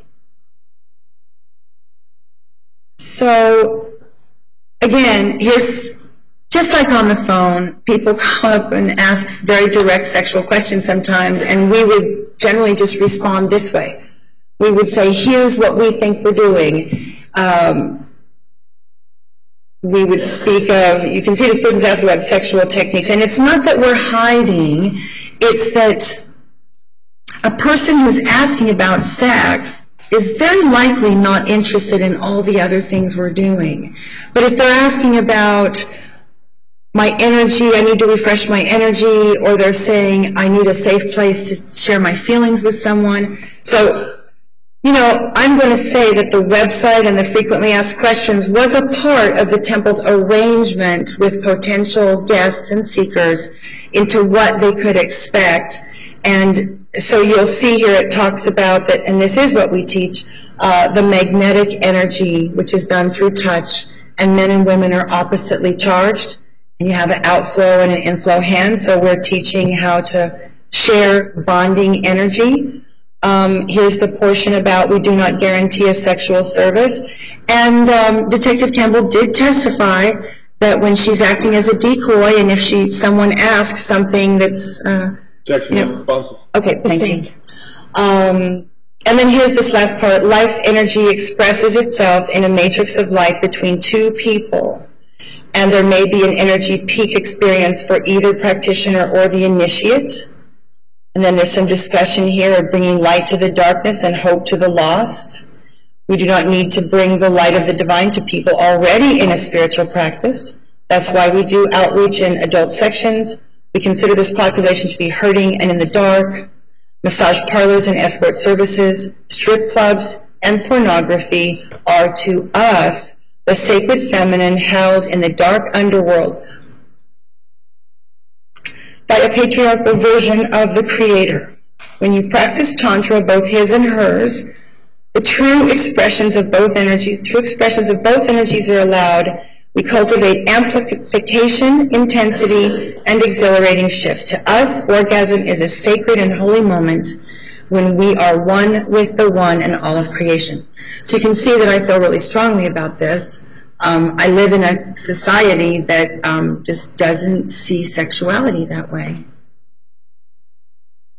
This was our answer to a pretty sexual question, a pretty direct sexual question.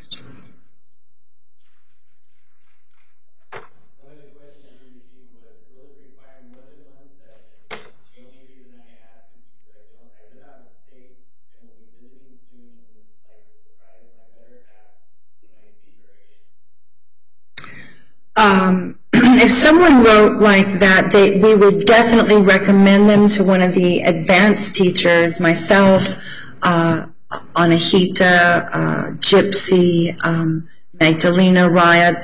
There were a large number of practitioners I would consider to be master guides and experienced teachers and healers.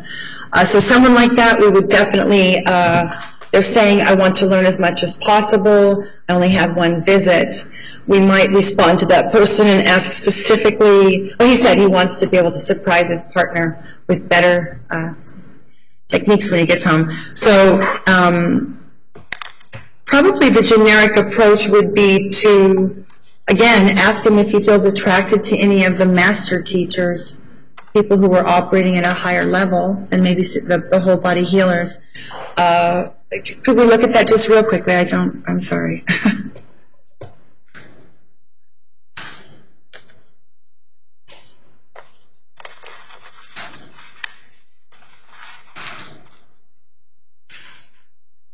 Okay.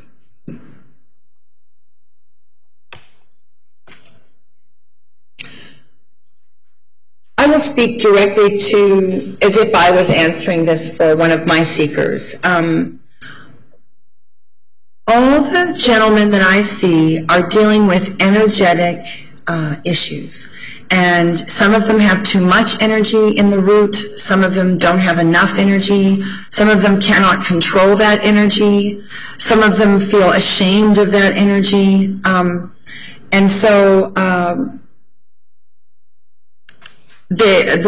one of the main ideas that I always do with an initiate that will transform their life, this one idea, is that you must give up masturbation and you must begin cultivation.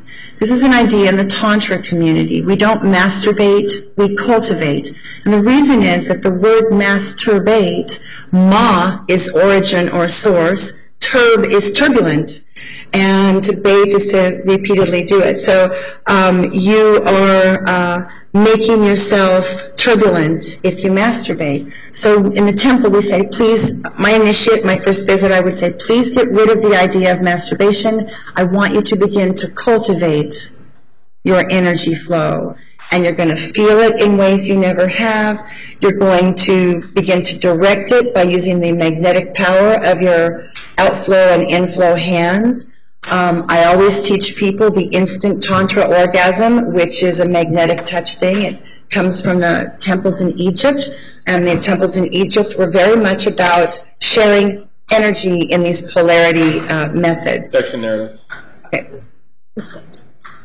These methods allow people to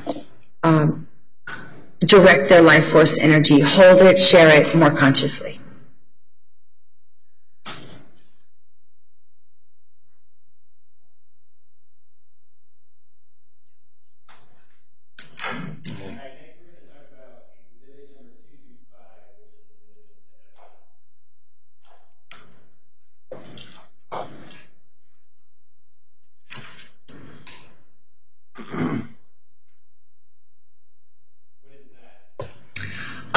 This is what the landlord called the monument sign, and it's a big sign out front on 24th Street.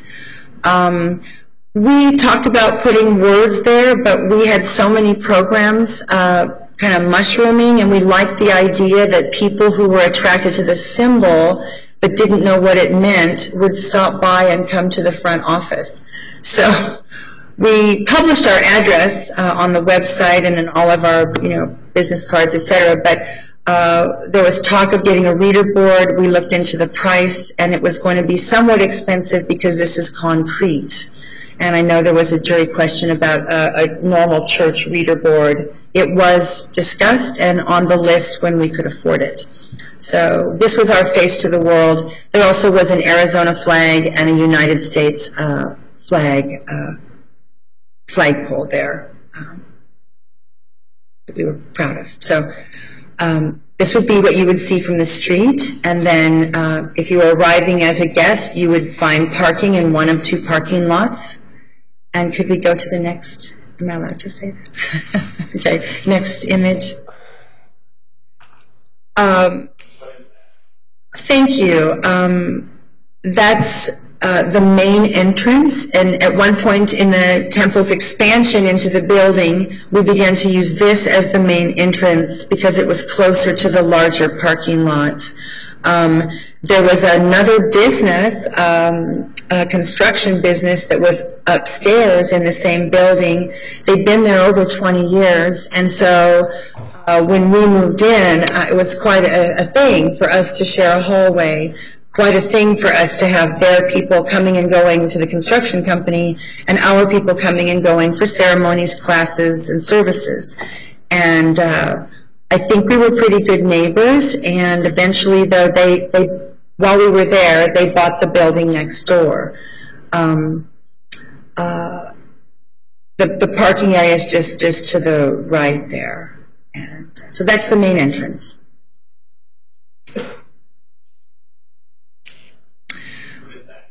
That's the other entrance, the one that we used to use as the main entrance, and I think designed as an office building. That was the central part of the building, and we made a number of improvements to make it not look like an office building.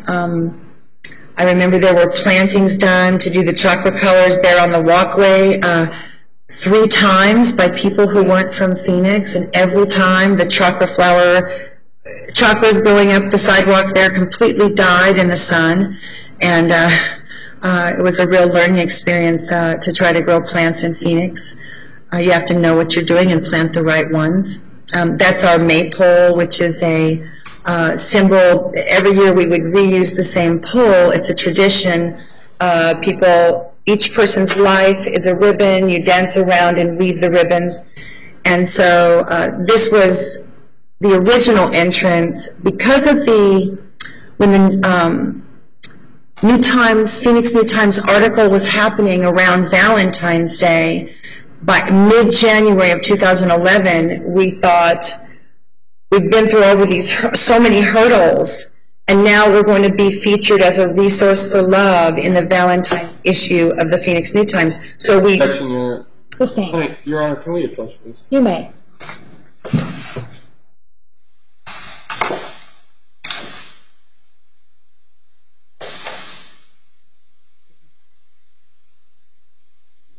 I mean, this is a problem in Ms. Elise not having questions prepared for Mr. Green. Is he asks a simple question and then she goes off on many tangents. I mean, she will literally go on for 15 minutes if I don't object. I don't want to have to object every single time, so I don't know what the solution is. I mean, she will have every opportunity, and she's had opportunities to prepare questions. I understand that she really hasn't yet. That's up to her, but I just ask that the court enforce her answering the specific question, not going to tangents on the New Times. If the question was, what are we looking at here? And there's been 5 different tangents. Okay. If she wants to talk, just one last thing. If she wants to talk about these things at a later point, she can write out some questions and they can go back to this. But I'm going to have to object every time, and I don't want to have to do that. I don't. So. Well, Your Honor, because of the collapse of both, that they dropped 9 or 10 witnesses, and now also the witnesses are going to go much faster, since you informed me a day or 2 ago. So when I leave the courthouse, I'm actually really doing a lot. I don't have a secretary. My sister came to help me do secretarial for 4 days. I'm going to use a very professional person. But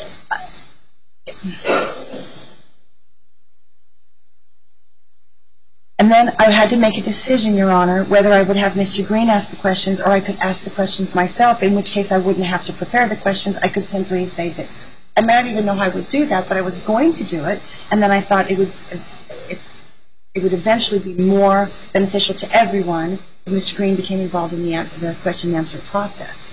So last week we worked on witnesses. We did talk about questions. We talked about a whole bunch of issues, subpoenas, and all kinds of things in the amount of time that we had. And then we're going to meet again tomorrow for 3.5 hours. So I don't know what to say. Like the schedule has collapsed. A witness did not show this week that I did have questions for. Mr. Hoff had an evidentiary hearing, so I knew what I wanted to say. I was ready for that. And then I sent the court the email saying he needed to bow out. I did forward that to the secretary. So some of this is me, and some of it is also the collapse of the timeline, a witness not being able to show up. Okay. I had told the state Mr. Hoff would go first. They were aware of that, so it's not like that wasn't scheduled. I understand things happen, Judge, and it happens to the state. But this court has given Ms. Elise plenty of notice that she needed to prepare questions, and there are apparently no questions prepared. It's just a little frustrating because clearly the jury is bored. I don't want to have to object every time. I want Ms. Elise to have an opportunity to tell her story. Okay. She will have that opportunity, but in this fashion, it's just a waste of resources. Okay, so Ms. Elise, here's the thing. If we finish early today because there aren't enough questions, then we finish early. But when the question is, what is this, you can describe it. That doesn't mean that you get to talk about every story that you can think about relating to that photograph. I was trying to use the photographs to discuss and refute things that they said. Okay, well, here's the problem with that. I don't do it that way? No, because the whole reason for having you write questions is so the state has an opportunity to object before you begin to answer the questions. If they don't have any idea of what it is you were about to start talking about because you're just associating, freely associating based upon a photograph, they don't have an opportunity to object. And it becomes very confusing for the jury. So when Mr. Green says to you, what is this? You can say, this is the front of the temple, and anything about the photograph, but No stories about it. If Okay, there's a no. story about it, then you need to have a question, and you can ask that at a later time. Okay? Thank you. And I also I'm doing the themes of each, and I'm going to do discrete pods, drilling down on the exact charges. When you next see me again, I will be drilling down on the criminal charges and refuting that. Okay. I'll be doing that at the core, Okay. because I'm now understanding that my sincerity isn't really being questioned anymore, I guess. I thought I needed to prove my sincerity. And that the church, I might have put some stuff about that the church is real, but that those issues are not really being hugely disputed by the state at this point, that maybe we're a church, yes, I'm sincere, yes. So I'm going to now I thought I had to prove that. And it now seems that there's enough here, I guess. Okay. So now I'm going to drill down on refuting criminal charges. And that also collapsed my questioning process, because I thought I was needing to prove my sincerity. We'll just go forward with as much as you have for today. Okay, thank you.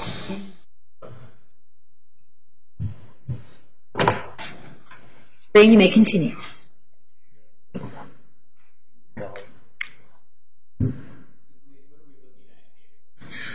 This is the reception area where seekers, students for classes, it's the main entrance, that's the police van out there.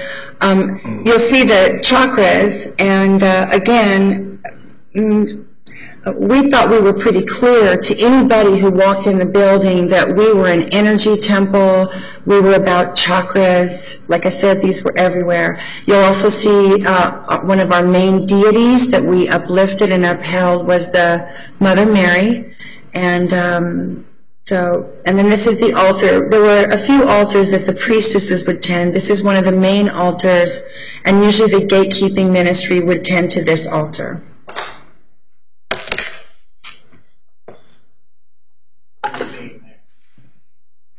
I'll just say a quick thing about the altar.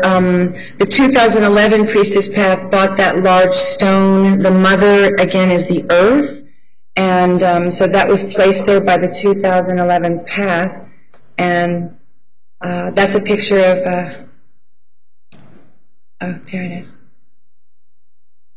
Oh, no. That's just a picture of Janet and I. Next picture.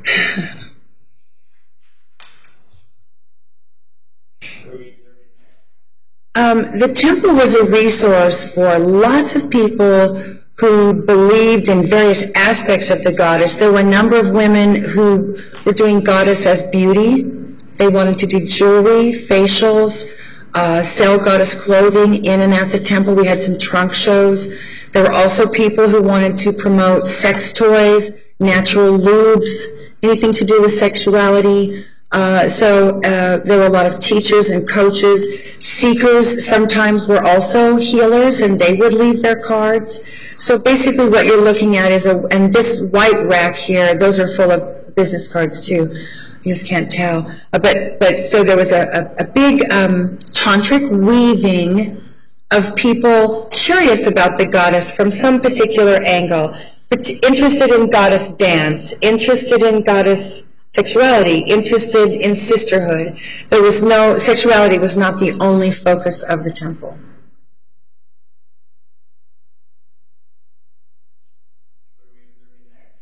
Well, that there was a lot of focus on sex.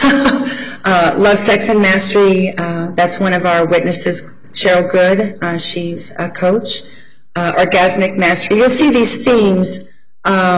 This woman here is a Sedona person who does puja, the divine witness ceremonies. There's Tamara down in the corner.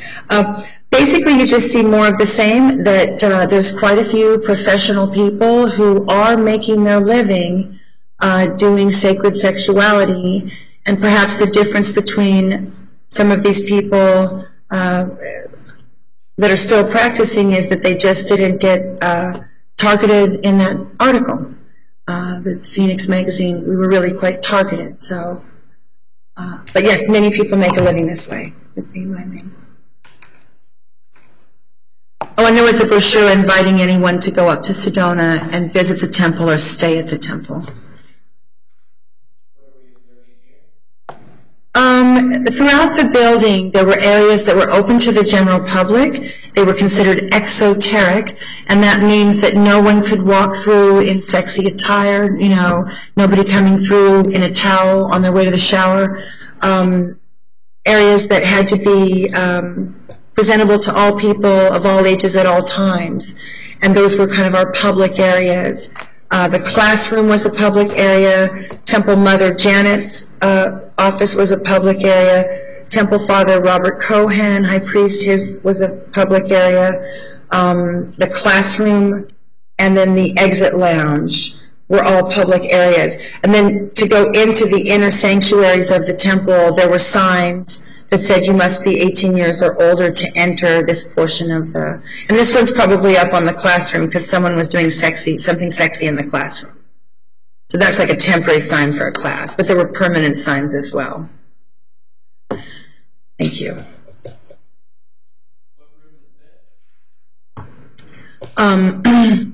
This room was assigned to the Temple Father.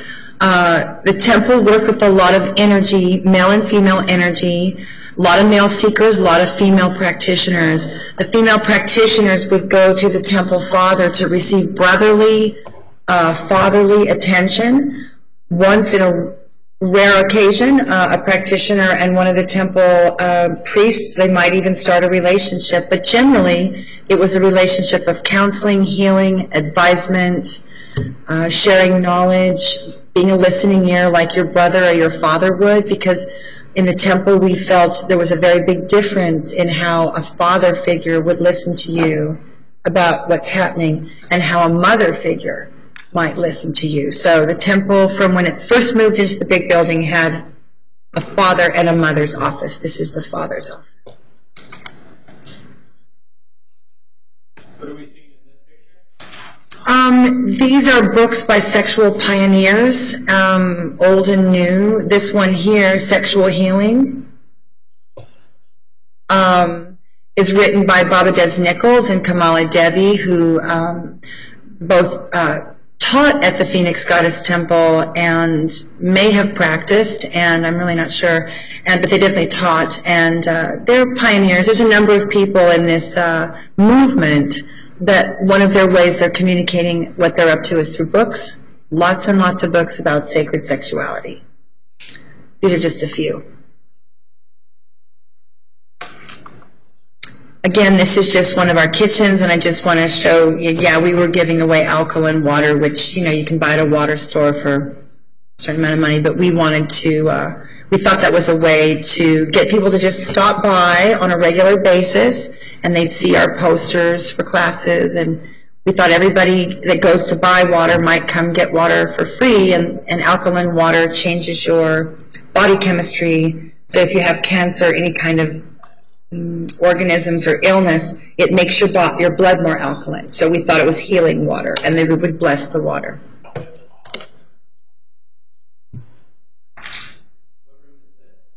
This is the classroom. It was the largest room in the temple. Our growth was so big that we really talked about taking this wall, the wall with the speakers, and taking it down. We had architects look at that because our gatherings were capping out. We couldn't hold more than 50, 60 people in the room, and we were constantly, it was too full.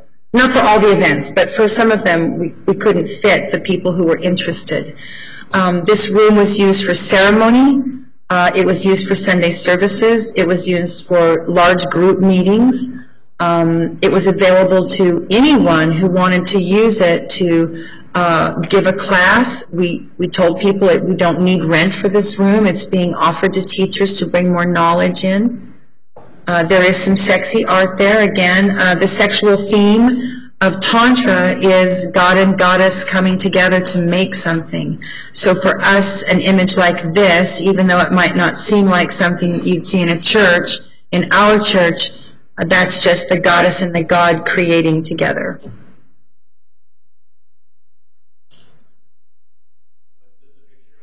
Just from the other direction, that's the little community kitchen beyond there. There was an altar in all the corners. There was a little waterfall right here that you can't see. That was the the 4 directions: earth, air, fire, and water. And again, those earth, air, fire, and water in the 4 directions is the same exact, both pagans, Wiccans, and First Nations people, they're earth-based religions, and that means that when you go to honor the sacred, you're bringing in rocks from outside. You're bringing in a feather that fell out of a tree, or a little, I have 2 little lizards, little dead lizards on my altar, because they represent something to me. So, and they're things from nature. So this is the earth altar, and the Priestess Path 2011 built these altars, these big altars in the 4 corners of our sanctuary. That's the altar to air. It's the direction of east, and it's definitely about sound, communication, truth. It's this chakra. It's breath and sound and communication.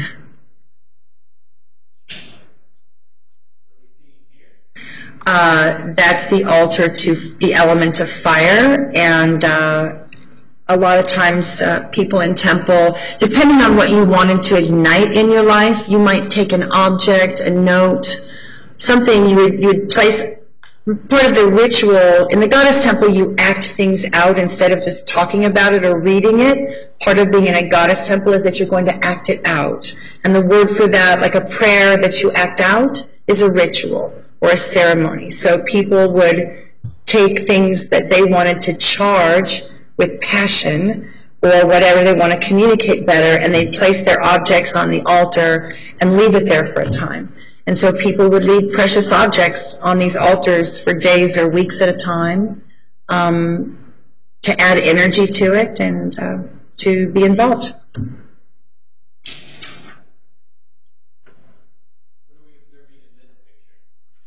This is Janet Harris' office, Temple Mother, and this right here, I just want to point out this one thing. That was a gift from myself to Janet Hara when she agreed to be Temple Mother. It would have been August of 2008.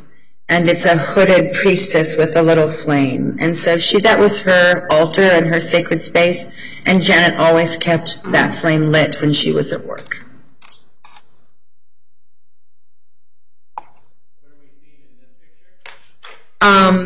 This is Janet's office. There's another desk here that the women could come in, or the teachers, and so there's basically a second workstation for the practitioners, teachers, students in classes. It was basically, we had 2 computer workstations for people who had to wait about the temple.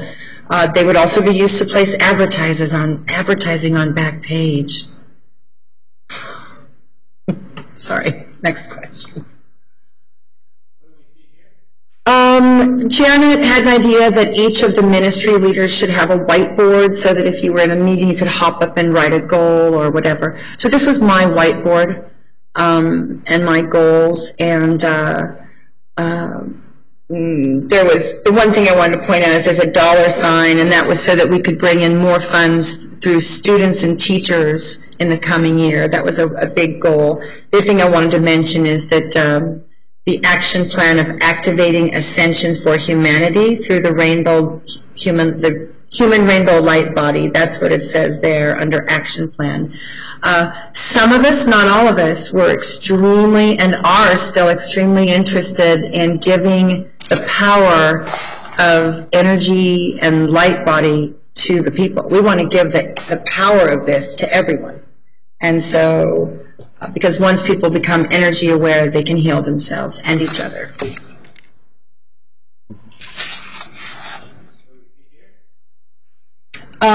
In 2011, we launched the School of One, had its own website. That was Wayne Clayton and Anahita. And it was apparent to us that there were dozens of people who had amazing healing modalities that involved sex, or involved the naked body, or involved full spectrum energy. And we were committed to, with the school was going to be online, and so when our amazing guest teachers would come in, They would be able to film some classes.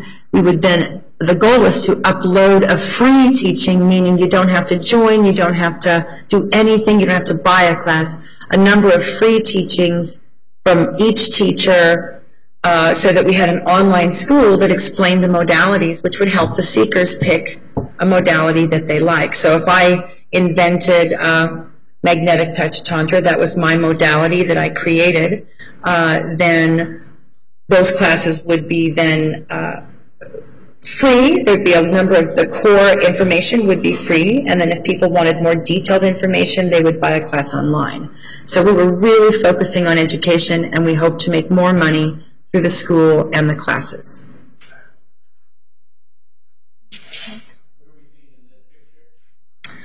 I think it's important because it says declare your legal status. The state has characterized that I was breaking the law and that I knew that I was breaking the law. And throughout my time in Phoenix and in Seattle, but I'll speak of Phoenix, it was my intention to exist in our society in a way that the government was comfortable with, the neighbors were comfortable with, and there's no possible way to not, to have something that was growing the way we were growing. We became big very quickly.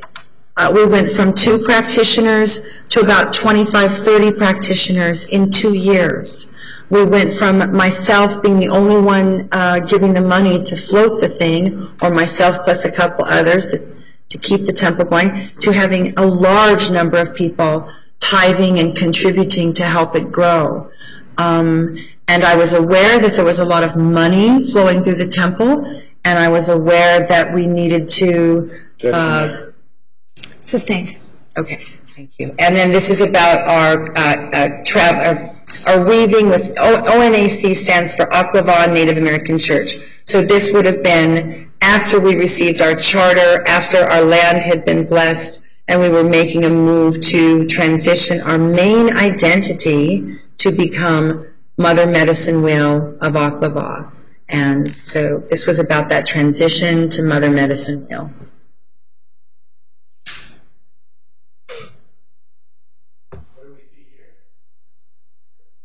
I think this is relevant because the state has said that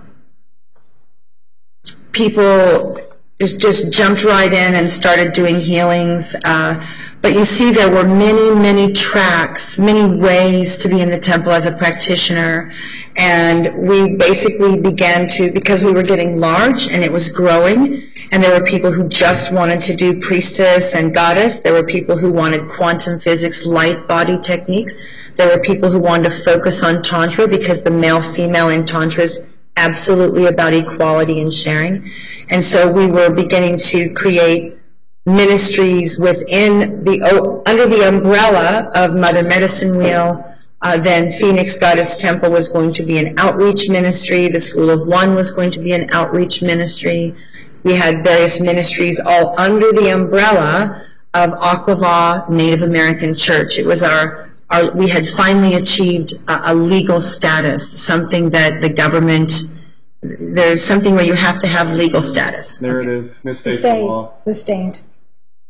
Well, it's not misstating the law to say that we received a 501c3 charter. Wait for the next question. Okay. Mr. Green.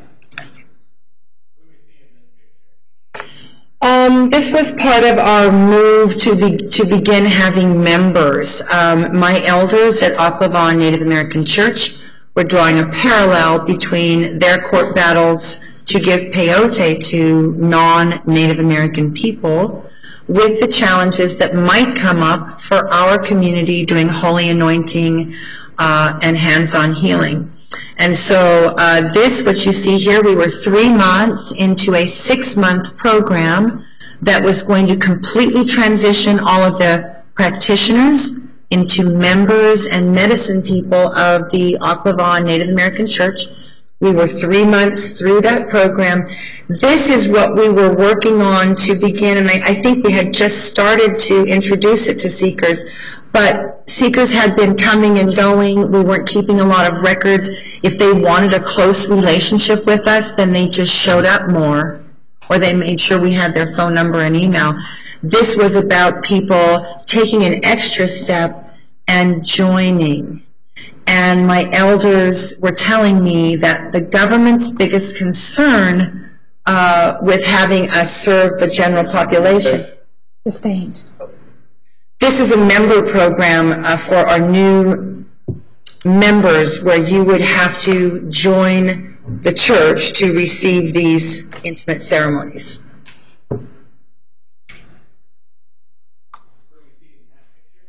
Oh, that's Temple Mother Janet's. There were a lot of personal items about what we wanted to give to the world with our gifts, and so she kept that in her office for inspiration. A lot of people had vision boards, and Janet's daughter taught vision boarding every couple months, 3 months at the temple, something like that.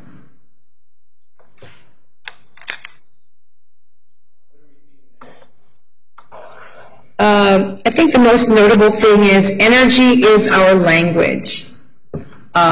This would have been the notes of a meeting, probably with practitioners and staff, and we were just talking about it. It looks like Janet's writing, and it's dated from May, so this was our to-do list from May.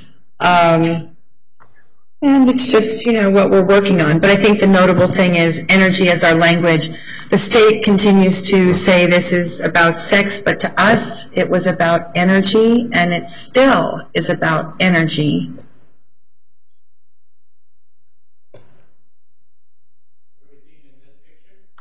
Oh gosh, another nerve center for Janet, and Priestess Path. I see a Priestess Path manual. You know, I won't speak to that. It's bills. It's things happening. I don't know.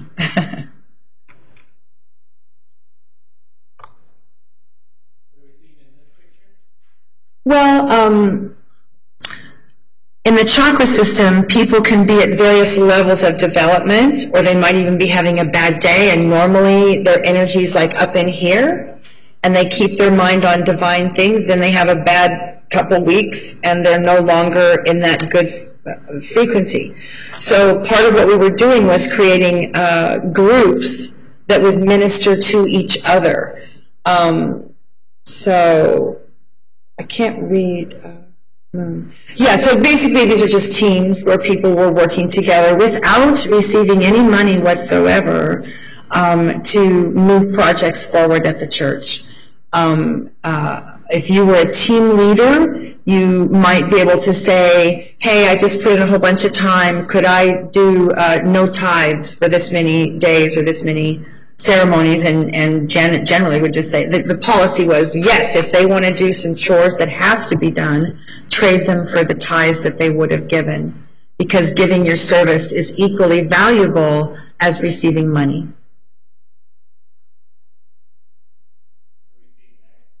No, that's just more work, and I just want to say we were working to really comply with everything the government would ask. That's why we were installing fire extinguishers. I think those did get installed.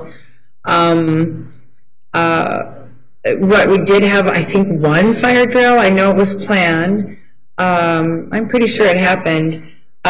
We were working with sanitation. We've always worked with the sanitation board, what requirements they have for bathhouse, for massage, for spas. We look at those laws and regulations and codes, and we want to meet or exceed the sanitation requirements for massage therapists. They have standards set by their board. Spas answer to the state health board. If you run a public swimming place, a bathhouse, anything like that. So we were looking into those documents either online, or we might have had them physically, and making sure that our facility was at community standards at all times regarding sanitation. Right here, oil bottles. Normally there'd be one bottle of oil, and there might be the old procedure was to have one bottle of oil. We just determined through some research there were a number of reasons to actually just have one appointment's worth of oil in a bottle, and not go to a second, or use that same bottle for a second person. The bottle never touches the seeker, and we always have a sanitation between of the crock pot and the oil. But what the suggestion was, and what we were moving on, was to have individual, I guess you call them single serving size bottles of oil that would then be gifted with the seeker to take home. And so that's what that is, that we were going to come up with oil bottles to gift the seeker to take home. Community outreach, I'd just like to address that for a moment. Community outreach is the state says advertising, and churches do take out ads that they pay for. I have purchased for ads as a church. When we speak about it from the core of what we're doing, we call it community outreach. But how you do community outreach is you might go talk at the college, you might go give a talk at the hospital, you might place ads, you might say yes to reporters. So community outreach was the goal, and advertising was just a portion of how we were reaching out to the community to let people know what we were doing and how we might help them in their lives.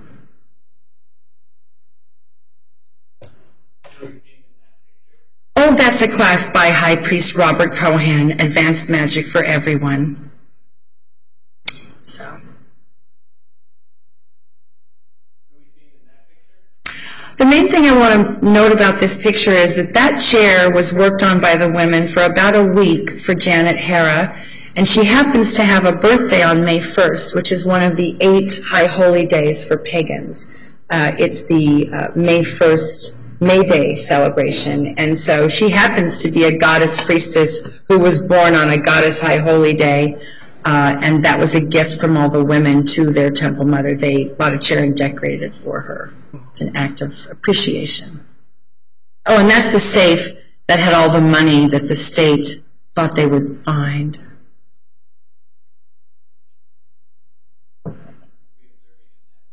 Oh, I believe that's a copy. I will mention Sky Studio. We had one part of the upstairs that was a nice conference room, and we were renting that to film small things called Goddess Talk, or interviews with teachers. So we had a goal to have a bigger media wing, but we did have one small conference room that would hold maybe 15, 20 people, and we were filming classes in that.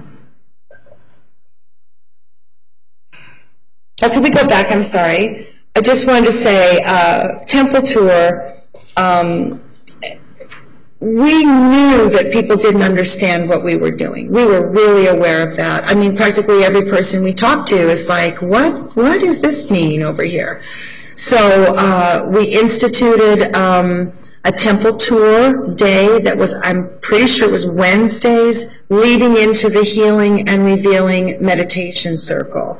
And so when people would call, if they were disappointed that there was a requested offering for a private ceremony, there were things they could do if they wanted to be sincere. We'd invite them to come down and take the temple tour. Anybody, come visit the temple. You may meet practitioners. You may meet a teacher in the hallway.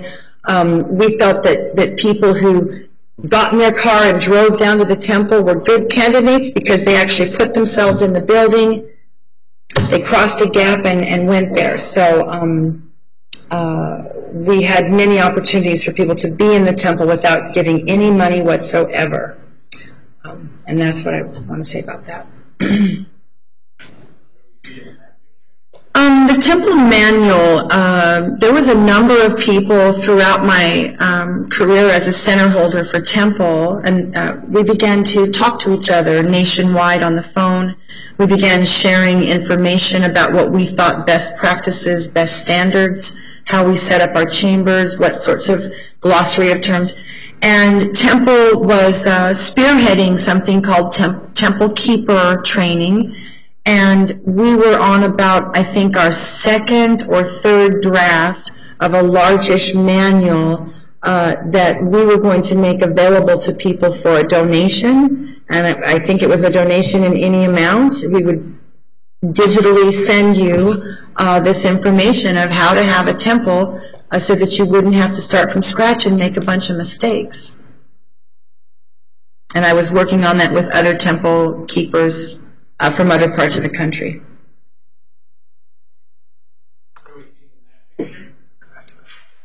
Would you, I think this is the one about the Egyptian orgasm. If I can see what it says, thank you. Yes. My primary modality that I'm a teacher of, everybody in the temple had maybe one thing they were really passionate about. And what I'm really passionate about is the energy in the hands and the magnetic fields. And this comes from Egypt. And so an onking orgasm, I'll just do this and move on. An onking orgasm is when the energy rises up to your heart and you have enough awareness that you turn the energy out of your heart chakra. It's actually a half step above the heart, and you send the energy back down your spine. And what happens is the energy goes like this. It's called the onking orgasm, named after the cross with the loop on top. So it's a type of an orgasm that I teach practitioners, more advanced practitioners, how to manipulate their energy and have different experiences.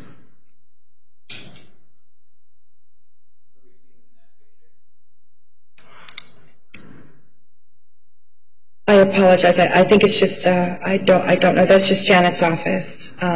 Janet's office was open to anyone. I just want to mention we didn't till the very, very end did we start locking the Janet's office, because it was also a major counseling room, and it was also where the women tended to gather. If they were having a great day, they would go to Janet's office. If they're having a bad day, they would go to Janet's office. So I just want to say that about her place. Well, correspondence, etc., but the main thing I want to reiterate that these things here, which the state would like to say, hey, these people are a brothel because they've got condoms in the office. Our people are self-sovereign, and we don't tell them what to do. What happened for Janet when she first began working there, I think it was a number of months before it came up, but a practitioner came out of the chamber and said, I don't ever do this, but I really want to. Sustained. I'm explaining why the condoms were there, Your Honor. Without talking about specific statements. Okay, so in general, Temple did not provide condoms for anyone, but the Temple mothers felt that it would be incorrect for us as mothers to not have those if someone needed one. So.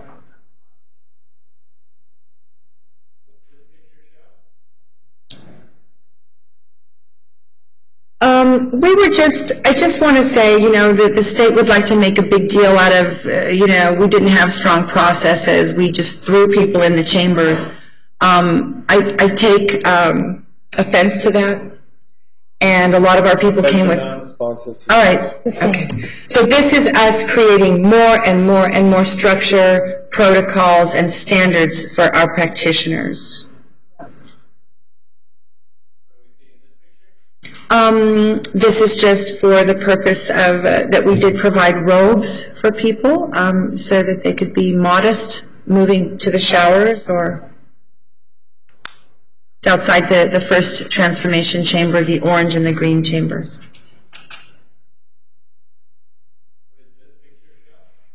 I think that's in there because it's stained glass. I don't know. There's a number of, you can see all the toothbrushes. That's how many people that were living in Temple were using that bathroom. How about that? Temple was definitely a home to many people. It was a spiritual community where people lived full-time and people came and went. It was an ashram as well.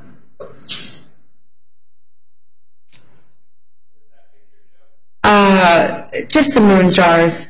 I think we had 4 of the bathrooms, and again, that's something difficult for people to understand, but in a pagan tradition, the body fluids are sacred and they're used in ceremony. So those are the baskets and the little blue jars where the women could collect their menstrual cycle. Moon is named after Menzies.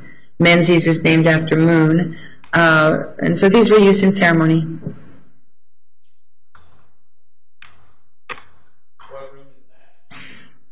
This is the orange room, the orange chakra. The orange chakra is the belly, and this chamber was dedicated to the religion of Hinduism. And so you see Hindu art, Shakti, Shiva, all the avatars of the gods and goddesses, and of course the word Tantra is a Sanskrit word, so you could say this would be our classically themed Hindu Tantra chamber, dedicated to the Divine Mother and divine pairs of Hinduism.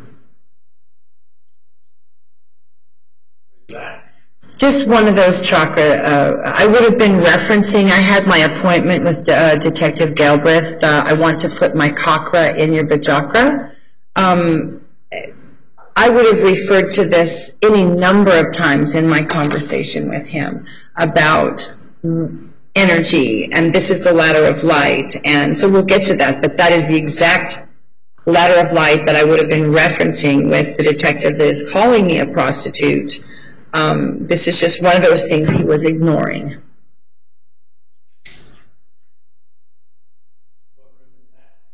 This is the green chamber, which is the heart, and we wanted to honor the Eastern religions, especially Buddhism. We found that there were many practicing Buddhists among our practitioners and among our seekers. It's one of the more common religions that people openly talked about, either being a Buddhist or using Buddhist techniques like meditation. And so the green is the heart, and the religious group that we're honoring in this chamber is Buddhism. Unconditional loving kindness is what their religion's about. So, this is a church kitchen, and like I said, people lived there, and we had multiple events where food was either potlucked in or whatever. So it's just a church kitchen. We did have to install the dishwasher, the stove, and the refrigerator, if I'm not mistaken. None of those things were there. And so again, we put thousands and thousands and thousands of dollars into improvements while we were broke, but we weren't broke. Our cash flow would change depending on publicity. That's just the steward's closet, the custodian's closet. We installed a water heater that cost, I think, $800 just to have a shower. It's just improvements. These are how the donations were used to make the building better and to make it work for more people. This is the purple chamber. This was dedicated to the Druids, Druidic, and pagan religions. And that is an earth-based religion. You may have heard of the Green Man, the Great Lady. So pagans and Wiccans are a European ancient religion, and that's what's being honored in this chamber. Pagans think that creation is God. They're not trying to go to God or connect with God. Creation is God. So this was our enchanted forest, pagans. And the purple ray, seeing everything as divine. So we gave the Druid pagans the purple ray. And the Druids, because the Druids who put up Stonehenge were super conscious that human bodies are affected by the heavenly bodies in energy. That's why they built Stonehenge. So we were honoring also the energies of the cosmos with this purple color. That's just a hallway outside the purple room. And outside, this is the kitchen, and this is the purple room.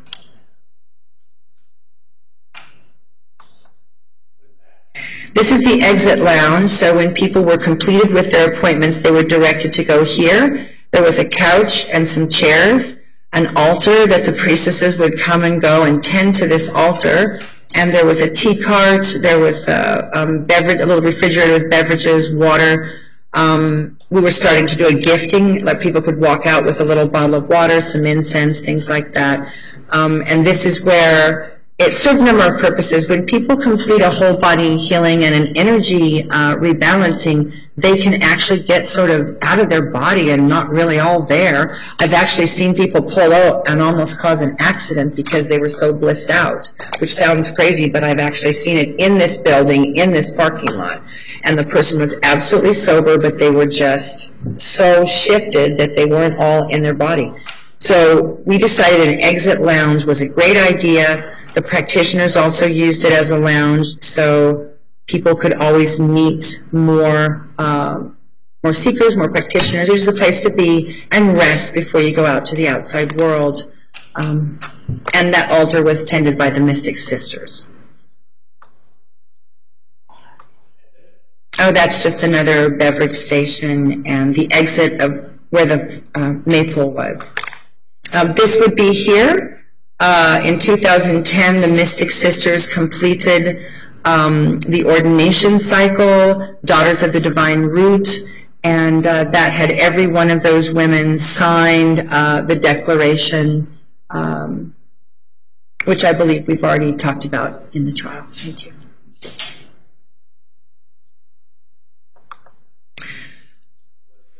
This is the entrance to Egypt. This was our second classroom. And again, Egypt is really our African room as well, but it's ancient Africa. The theme was black. The color was black because black is the color of the cosmic mother's womb. Like Father is associated with bright white light and particles of light, and the mother aspect is associated with velvety darkness. So this room had a theme of black and gold, and it was dedicated to the ancient black goddess Isis, Inanna. The most ancient goddesses were black, and so this is the Egyptian room. The color was black. Let's go inside.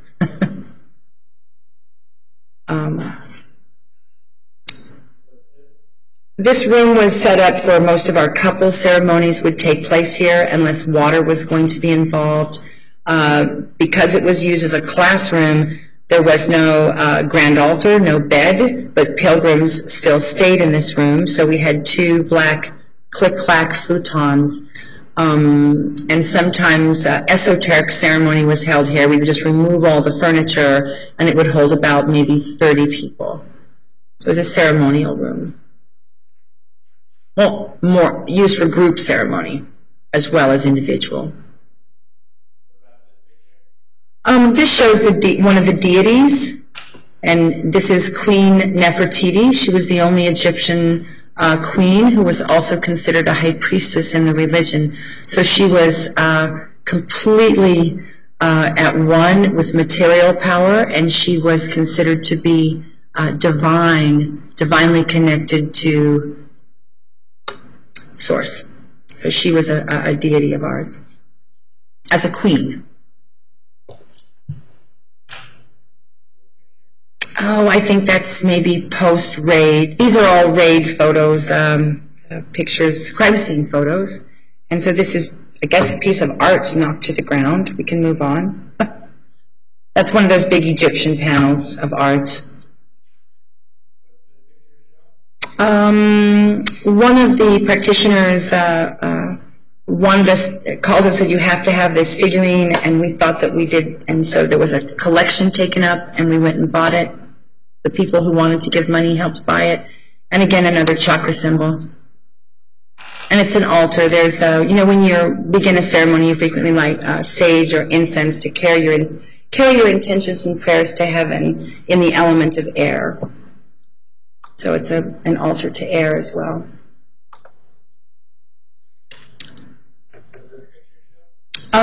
It's a bathroom. There were 8 bathrooms in this office building, and we were slowly converting them to be specific. I do know that a hospice is there now, so hopefully they're using the showers. This one was installed with the help of Gabby's husband at a very reduced rate. He wanted to give his time, but we did give him a little money to do the work, not at the going value.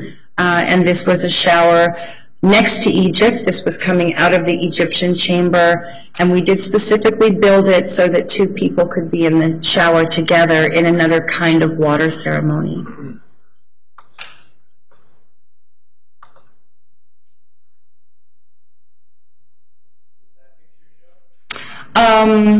This is our lucky elephant, who we all love, Dumbo, and he had a feather. I don't know what happened to his feather, but the idea was that you could fly without your feather. He was just another icon. We had a lot of things that people invested meaning in, and then we would all talk about it. It was inside information. This particular chamber is the yellow chamber, and it's dedicated to the wisdom of animals and plants and shamanism. We could go inside. And again, this is just the yellow chambers. The third chakra, again, we would call this shamanism. It was a little bit Native American. It also had some African artifacts, so I would just say indigenous culture would be another way to look at it. And the thing about indigenous culture is they do see the sun as a source, as father. So we can move on. This is same room. There's the sun in this case is a deity. We can move on. That's just the chakras again. Again, everybody was taught that they were there for energy balancing. The chakra charts were referenced in all of the ceremonies, or most of the ceremonies. I can't say all. Thank you, that's good. The temple spent quite a bit of money on laundry because you had to have a clean wash rag, towel, maybe 2 towels, sheets, whatever. There was we spent a lot on cleanliness, and this is our laundry system because we had gotten so busy that we had to create a system.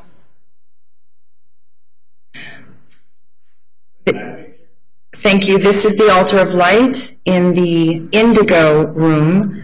There were 2 blue rooms. This is the indigo chamber, the third eye. It's the unconscious mind. It's water. And the theme is the ocean.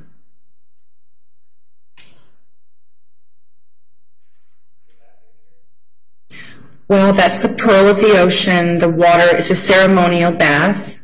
Many religions do use a form of baptism to give a person a sense of rebirthing. And the baptism, if you look back far enough, has to do with re-emerging from the mother's waters. It is not a father ceremony. Baptism is a mother ceremony in the ancient world.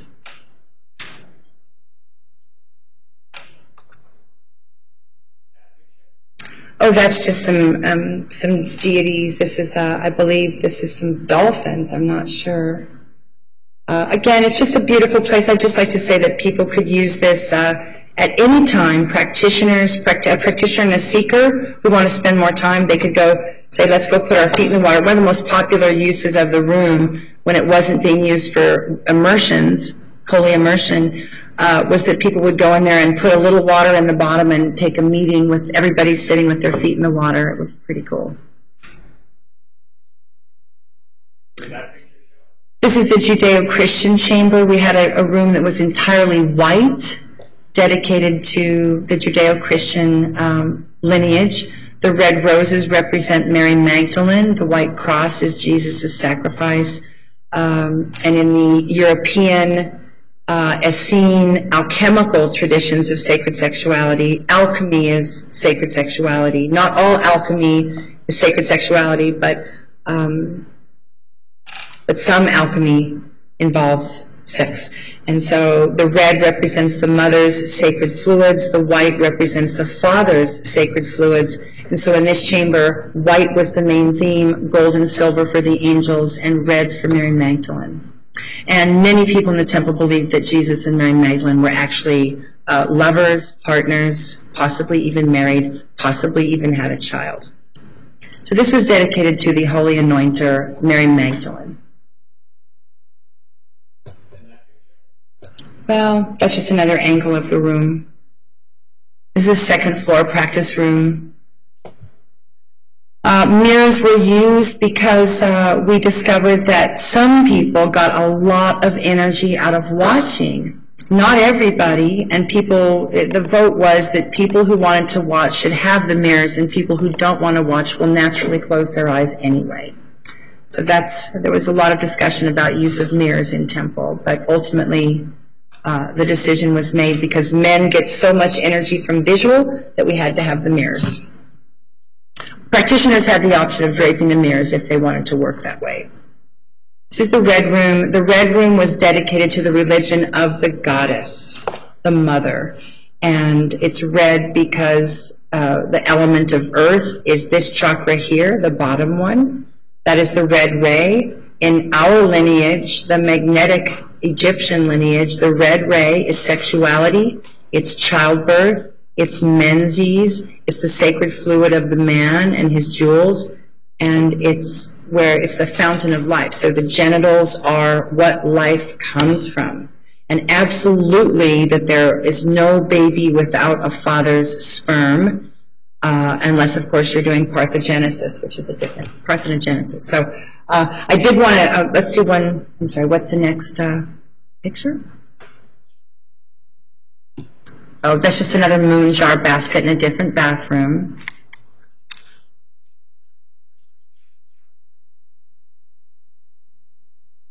That's our locker room, and the women, they had shared clothing and not. We can go on. That's just our locker room. Okay, I wanted to just say that there's a blue room dedicated to the Muslims, the Sufis. That was Aphrodite's chamber, and that was the white and turquoise room. And we really looked at the world's major religious thought forms and streams, and we wanted to include the main religious ideas. And many of the temple people had read the poetry of Hafiz and Rumi, who are the mystic Muslim Sufi poets, who say that God is your beloved and God is your friend. And we felt that that poetry, to make God your lover and your friend, was the best sacred writing that we maybe had ever heard. So all right. Counsel, please approach. Ms. Lace.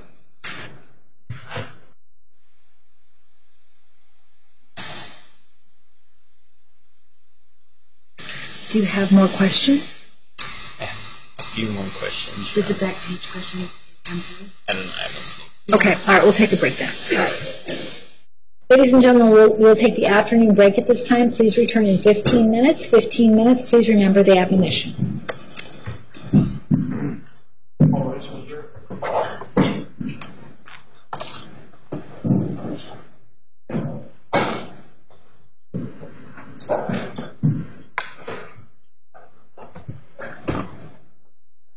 Check that out over the weekend, because we think we want to. This is Drop down There's here. stuff that is in the study that's not. Yes, and that's what they took. Oh, okay, that's that green and black. Yes. Yes, the one with the green. That's just gone. Ooh, this one's full. So all the questions about back page didn't. No, they are. Oh, good. Okay. That should give us some. We'll go in there and check out this a little more. I just need to find my back page. Back page and why I'm on there. No, the exhibit doesn't have that. It was on the right. One of the new things. I'm certainly not asking Miss Elise to tell me, how she's going to proceed, but I think they've got some back page ads that are in evidence. Of course, she can do whatever she wants with those. I do believe that Miss Elise, I don't know if she was planning on doing this today or next week, but has all of the newsletters that were sent out. I don't know what the intention there was. The state would object on hearsay and relevance grounds. If there's something specific in a specific newsletter, that's fine, but as far as the entire history of every newsletter that was sent out, I would just object both on hearsay and relevance grounds. Okay, and Your Honor, there's no intention to use all those. Okay. And actually, the reason we're not doing it today is so that we can, again, like I mentioned earlier, we are now going to, because I no longer feel I need to work on evidence that we were a church or evidence that I'm sincere, I'm now going to return to court next week, drilling down on the very specific issues of fee, donation, criminal enterprise versus nonprofit, and things that actually show that. Anyway, so I'm going to be, I'm going to be shifting the focus. I did want to give a tour of the temple. I felt that was a reasonable thing to do, and thank you for allowing that to happen. Okay, all right. So you're not going to be moving to admit all of the newsletters? No, Your Honor. What I am moving to admit the entire notebook because it verifies all the testimony given by Janet Hara, who wrote the emails, of exactly what the temple was going through and what we thought was happening as we moved from location to location, different teachers, it pretty much shows all the practitioners and teachers that were in the building during the entire time. As far as representing the entire timeline to the jury, I don't intend to do that.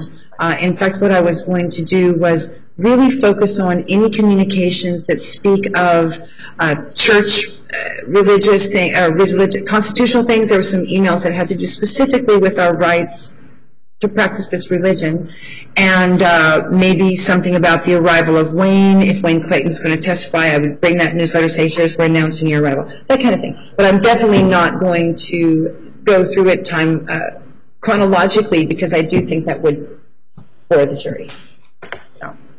So she indicated that she was going to ask to admit all those. I would object on both relevance and grounds, particularly Ms. Elise is indicating there's only a couple that she intends on using. Your Honor, now I'm being caught between the devil and the deep blue sea. I want to admit the entire timeline, and I would ask you to allow me to create foundation, or let me research the foundation before you rule that it will not be allowed. I would make that decision Monday. I don't need to use it today. Okay. So. There's no trial Monday, it'll be Tuesday. I'm sorry. Yes, okay. Tuesday. So, fine, then don't move to admit them or reference them today. Yes, I won't use them at all today. I'm going to focus on back page advertising and general ads, yes. And I may finish early, Your Honor, but then I do back the condensed plan of presentation. Okay. And I have help to do it, which is very good. We don't all have the same gifts. I should, but we're not objecting anymore. So we're not objecting. I'm positive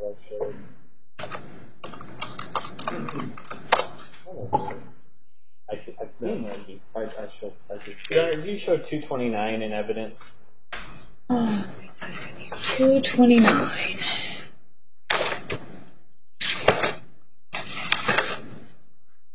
No. Yeah, I don't need it. Which one is that, Kyle? Oh, but weren't those referenced? I think they were by Mr. Salmons. Either way, we're not objecting. Regardless, Judge, I believe they were shown. I believe there was a stipulation as to 229, because then I showed 230. Regardless, there's a stipulation now.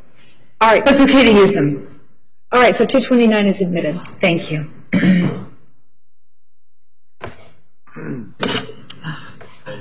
All rights for the jury.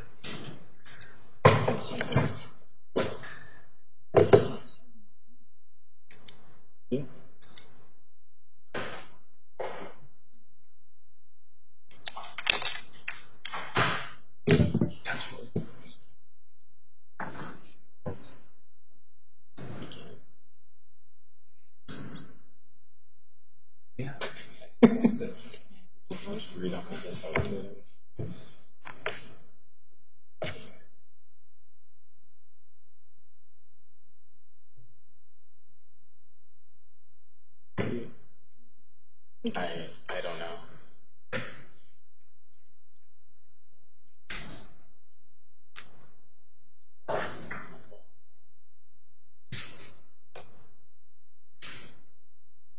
Did you buy a little water and cleaned it?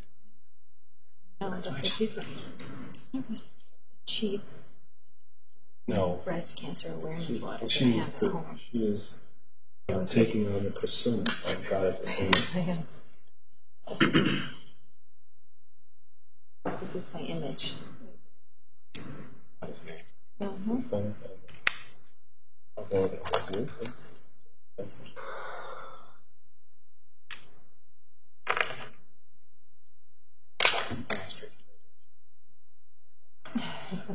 Did you hit the picture? No? No.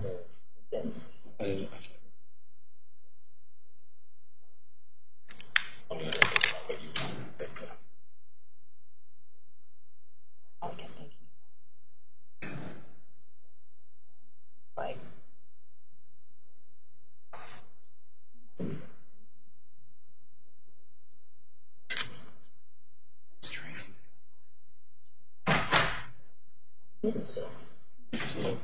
All right, please be seated. The record will show the presence of the jury, the defendant, and counsel. Mr. Green, you may continue.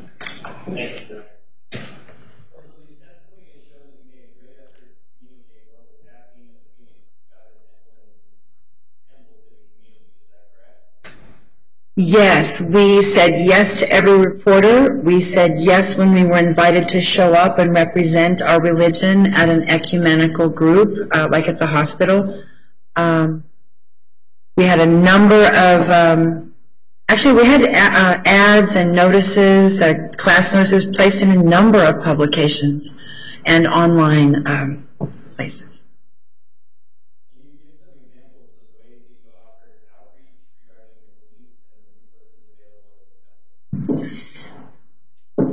Yes.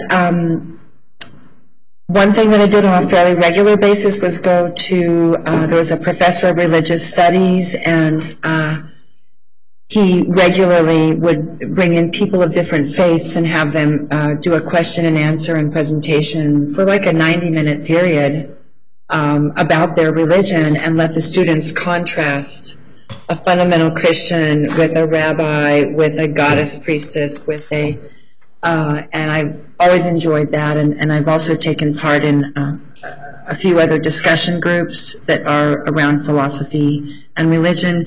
And again, the press, we were invited to neighborhood councils. I think people went. We did what we could to explain who we were, what we were up to, invited people over to visit us and see us. Yes.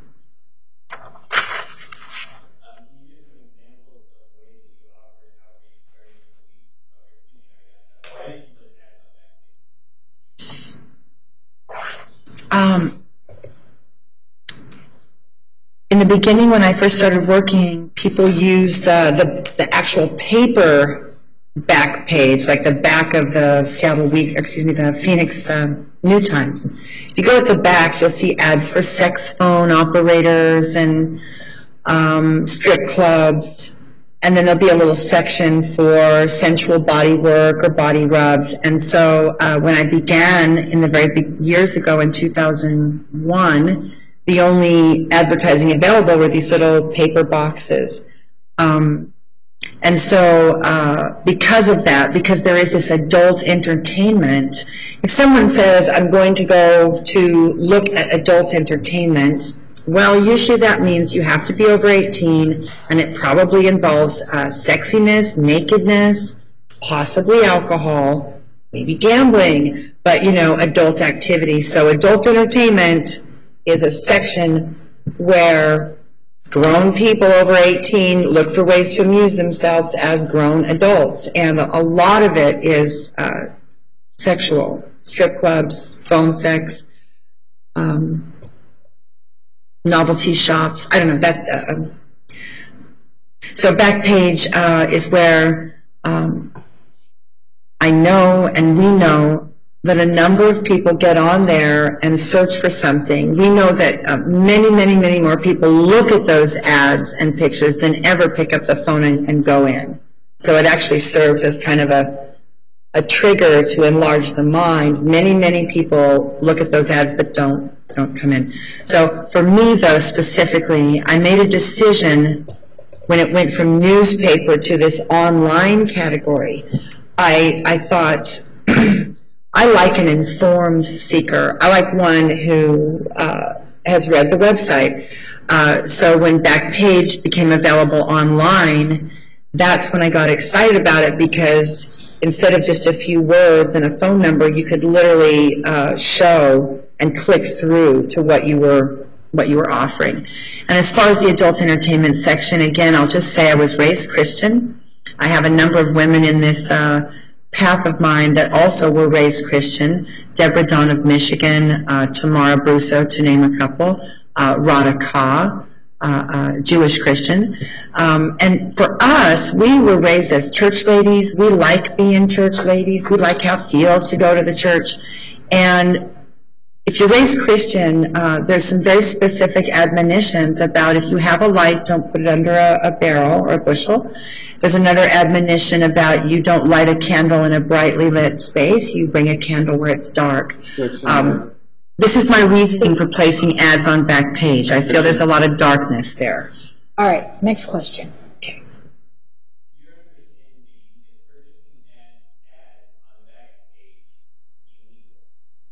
Absolutely not. It's if it was illegal, I'm guessing I wouldn't be able to do it. I don't know. It's a huge business that rakes in millions, if not billions of dollars in advertising sales. So whatever they're doing, the powers that be have not stopped them from doing what they're doing. And so I'm going to say I leave that up to the government. If this shouldn't be there, like the Phoenix Goddess Temple shouldn't be there, the government's going to intervene and stop it. They haven't stopped Backpage. It's bigger than ever.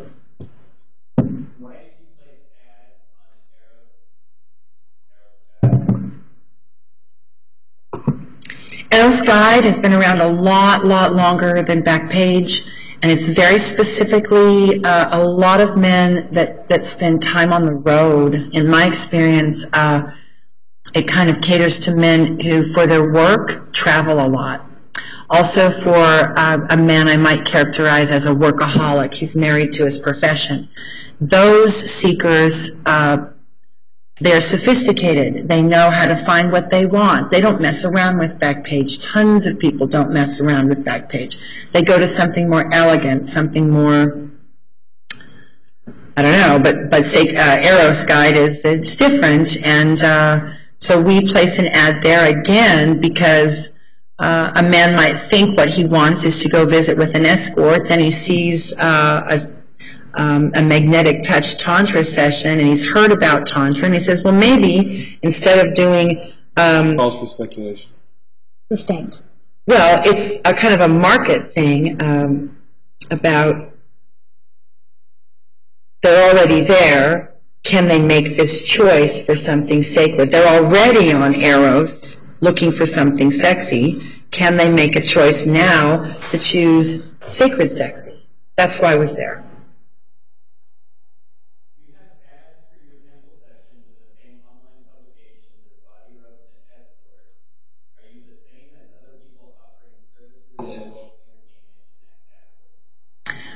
I think a lot of the things that we do look the same to people on the outside, kind of like making love. And how that feels is different than watching porn or even watching other people have sex. So for me, we're offering something to people that gets them out of just like the act or just the relief or the release, and tie that up with their soul, their energy, their mind, their ability to tell their truth to their partner is a part of it.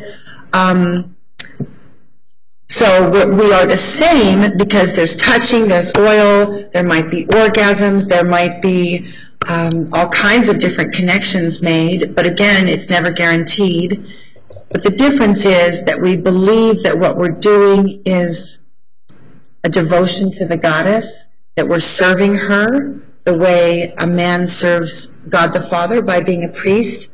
Our women believe that if we embody Aphrodite, Bridget, Venus, that we are being that in that moment, like a confessor, like a priest. We're receiving that person and doing our best to give them a divine experience, something that lasts beyond the moment.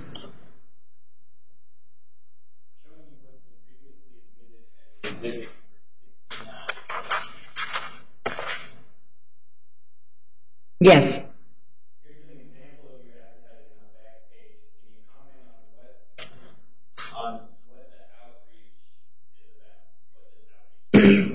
Yes, and I'm going to comment that I can tell that I did not write this ad because I've never put my measurements in an ad there, 36D. I've never done that. And ladies, that's because I'm not super in love with my measurements. I would never put them. So I didn't write this ad, and I'm quite certain that Tamara did. And again, male seekers certainly have another group, maybe the Golder seekers.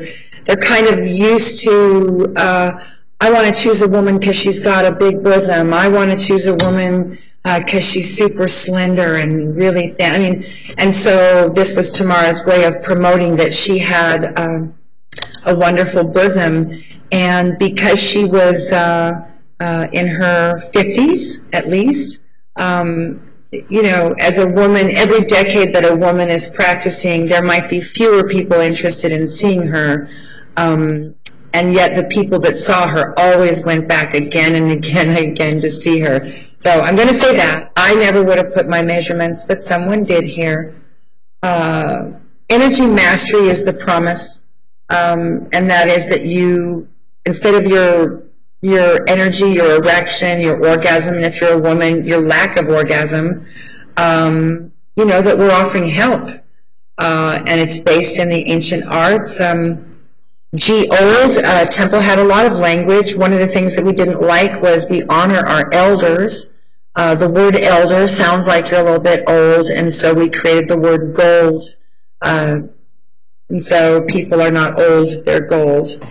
And then embrace sliding scale according to your abundance. In that reference, they're basically saying leave what you can, because there's no bottom, there's no top.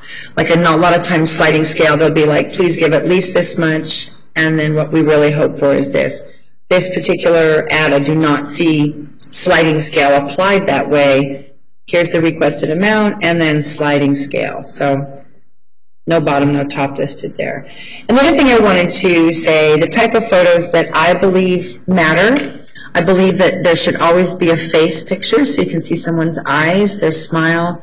And I also think that especially, well, with the men and the women, seeing someone's form, the shape of their body, that's a communication. I happen to have very full hips. Some men do not like that. Some men adore that. So if I didn't show that I have full hips, I might get someone who doesn't care for my form, and I also might miss out on someone who likes that. I don't have a big bosom, and there's people who really want that. So I just wanted to say I had very strong theories about photographs, and I wanted the women to look ladylike, classic. That was my opinion. For many years, I did not allow practitioners to show a photo where they were seated, because I felt that that was an invitation and not quite right. But eventually the women, the practitioners really wanted to be allowed to do seated photos and things, so we did make that change. And then I just wanted to notate here, what's the date? July 14th. Arizona Sexuality Church is accepted in Sedona and Phoenix, safe, sensual, elegant, and legal, with an age of 100. I don't know if we have that ad. I'd like to find it. You know, I wouldn't have said that if I didn't believe it. I was putting myself out there to say that these churches were legal, and that's because I had gone through a battery of meetings, press, more meetings with city officials in Sedona, Scottsdale, and Phoenix. So when I was saying that, I really was demonstrating my mindset that I thought after...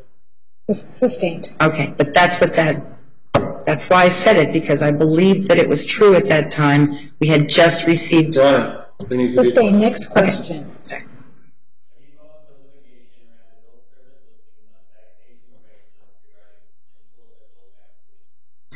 Yes, for the entire time that I've been involved here in Arizona, there have been groups in the United States who see the Backpage ads as just pure human trafficking. You must shut them down. There should be no ads like that. And even though those groups admit that most of the people on a Backpage ad are not human trafficking, the fact that there could be any causes activist groups to want to shut them down. Law enforcement, I believe even Detective Campbell has said Backpage actually helps us monitor something that's not going to go away. If you shut down Backpage, there'll be some other websites springing up. It happens all the time, actually. I believe that Backpage was challenged very strongly in the fall of 2012 by people who want to end human trafficking, and rightfully so. And the Village Voice, which is the owners, publishers of Backpage, they fought that off on free speech issues. Sustained. Okay. Next question.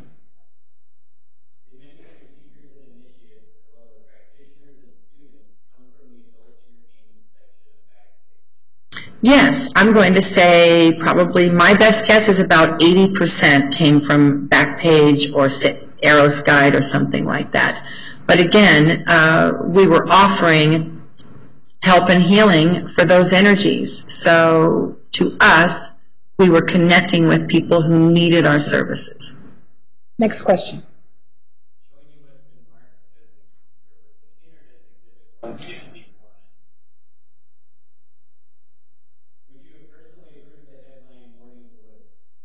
No, I wouldn't have. I believe that at this time, Guinevere, a number of times there were women who said, let me work on the ads, creating ads, posting ads, taking pictures. And some of them had, funny body senses of humor. It's always very difficult to walk that line with sacred, and then you want to make jokes. Because sometimes it's funny. And generally, though, in the temple, we tried to reserve that kind of body humor for parties and socials. I wouldn't have approved that for, I would have asked to change that, whoever did it.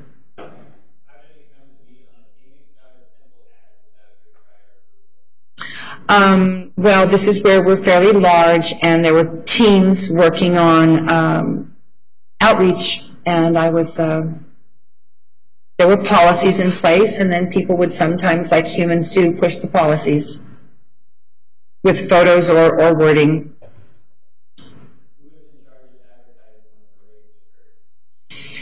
I believe that Guinevere had taken over, actually sort of leading where we would, new places that we might place ads. She was also taking photos. She's a photographer. So to my knowledge, it was Guinevere. But I'm not saying Guinevere necessarily wrote that, but she would have been the one to help someone write an ad and or receive the ad and then post it. I believe she was doing that. So.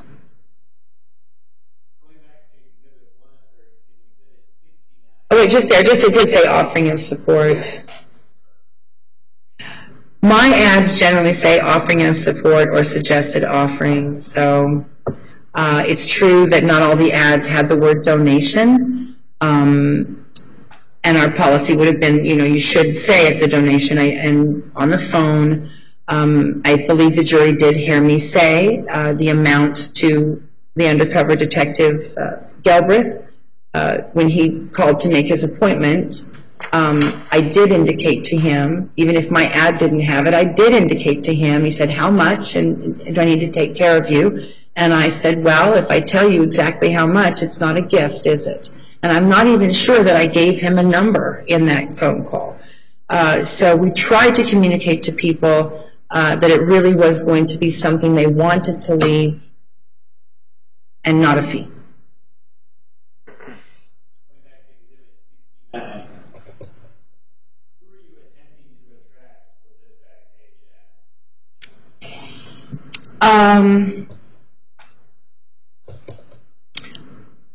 Mostly men that are already on Backpage going to massage parlors, and then this is an escort, so then this would be, and again, the adding in of the escorts was a fairly recent thing.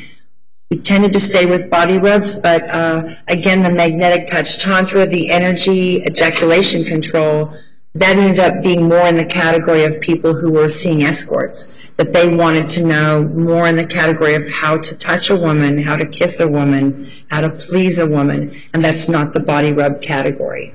So those of us that were doing tantra guidance and offering people how to do better within a couple, how to just be better with a partner, we found that category brought in more of those people. And I want to make a distinction that in these advertisements, body rub people usually ask anywhere from as little as $40 to $60. They might do an upsell. And the most I've ever seen anyone ask for a body rub that's not a tantric teaching is maybe $150, something like that. Escorts, on the other hand, and I think we heard some testimony, I think it was about Desert Divas, that their rates started at $375 for an hour. Well, my experience in this industry is, and it is an industry, is that escorts do ask for quite a bit more money than the body rub ladies. Escorts generally begin, if they're saying, I'm going to engage with you with my whole self and I'm going to let you touch me, then I want more money. And that's pretty common. It's how it's done. Escorts charge more money, usually starting around $200 an hour. And the temple chose a number in the middle. It is more than the average body rub, and it is less than the average escort, and that's the requested offering.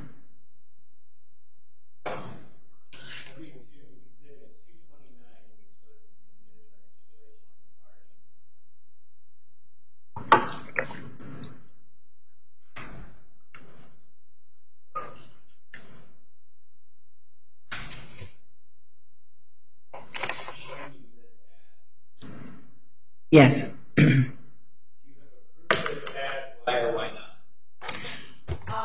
I would have approved this ad, and this is, Guinevere brought some different challenges because her desire to be the reincarnation of Guinevere, she is from England, got us into, you know, is this religious? Is this spiritual? It's really, and you may have read the book that something about The Mists of Avalon was a huge book and movie about Camelot, that kind of thing. So actually had some conversations about whether that was spiritual to be a queen in this way, and what she wanted to do if she was going to embody Guinevere. And she had some wonderful answers. She felt that many men had a desire to be with a woman with an English accent, a woman from Britain, and she felt that many men knew who Guinevere was, and that would be a doorway into fulfilling a desire or a fantasy to connect with someone like Guinevere. Good. So if you could move that up a little bit. I think there was another. Yes, I wouldn't have put this part, gender, hair, height, weight, affiliation, independent, all that stuff. That is escorts. That's what an escort ad looks like, but usually it'll have, well, it has bust. She's got a size there. So an escort, it's a lot about the woman's shape, her height, her weight. And I would not have approved that on a temple ad. I think it doesn't emphasize the right things for the seeker.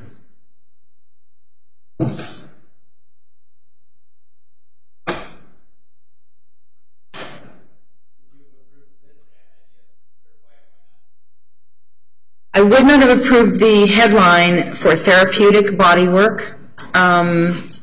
But that was her choice. I would have told her that the temple does not use the word therapy or therapeutic because in general those words belong to the allopathic.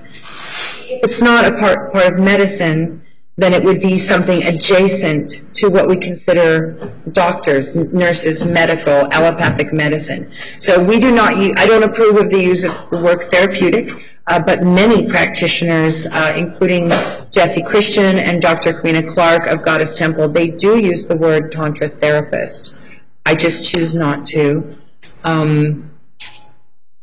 I feel that it's very important to honor and respect an industry and not use their words because they have a real meaning around those words, and I don't want to just take their word and start using it if it doesn't have meaning to me. And to me, therapist is not what we do. Let's see here. Everything else looks good. The photos are good. I would not have disapproved of those photos. The Sappho Goddess duo, you know, that's one of those things that I would have never put in temple, but we had a few women who were bisexual women, and to them, the energy shared between two women was exquisitely beautiful, and people could learn from it, and many women had fantasies about that, and even though it wasn't my personal thing, again, as a temple keeper and a mother for the process, I would listen to people and say, this is what I want to do. I want to, and Sappho's a famous lesbian, the Isle of Sappho. So it's woman to woman love. And again, many men have a fantasy about that, and many women have a fantasy about that. And I would say that was out of my comfort zone, and I would have approved it.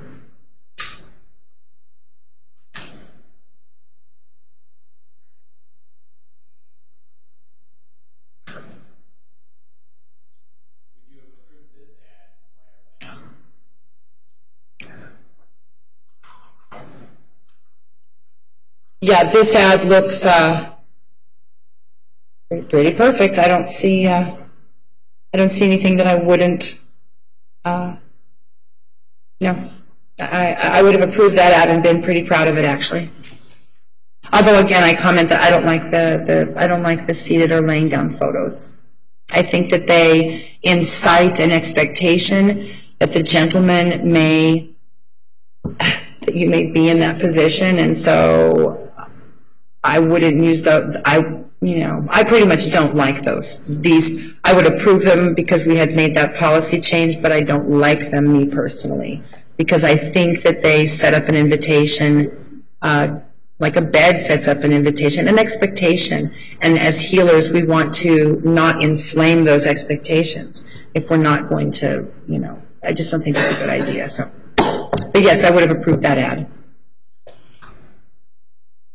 Whew. I would not have approved that photo. Early in my career, I think it was about 2003, I made a very strong decision to not allow, and there aren't very many things where I don't allow something very strongly, but I did not want the practitioners advertising in lingerie. The reason is that girlfriends and wives, lingerie is their sacred unveiling, and I don't think that we're there to be girlfriends and wives. In fact, we're definitely not there to be girlfriends and wives. So I was very upset about this photo, and the reason I was upset was because this woman actually completed the priestess path. And we had had a few conversations about photos that incite without informing. She may not have known about the lingerie policy. It's possible she didn't know it because she was a guest from another state. She would fly in for the priestess path immersions, practice maybe a day or two, and then leave back to her home, which at the time was, I think, Colorado. So we did have an argument. It's a harsh word to say, but I wasn't happy with this photo. I didn't feel it was representative of the Phoenix Goddess Temple, and I'm sure I would have. Actually, I haven't seen this woman since we had that conversation. I mean, even the race, she never. It was a break in the conversation. I'm sorry, Mr. Letter. What? Narrative. Okay, sustain. Next item.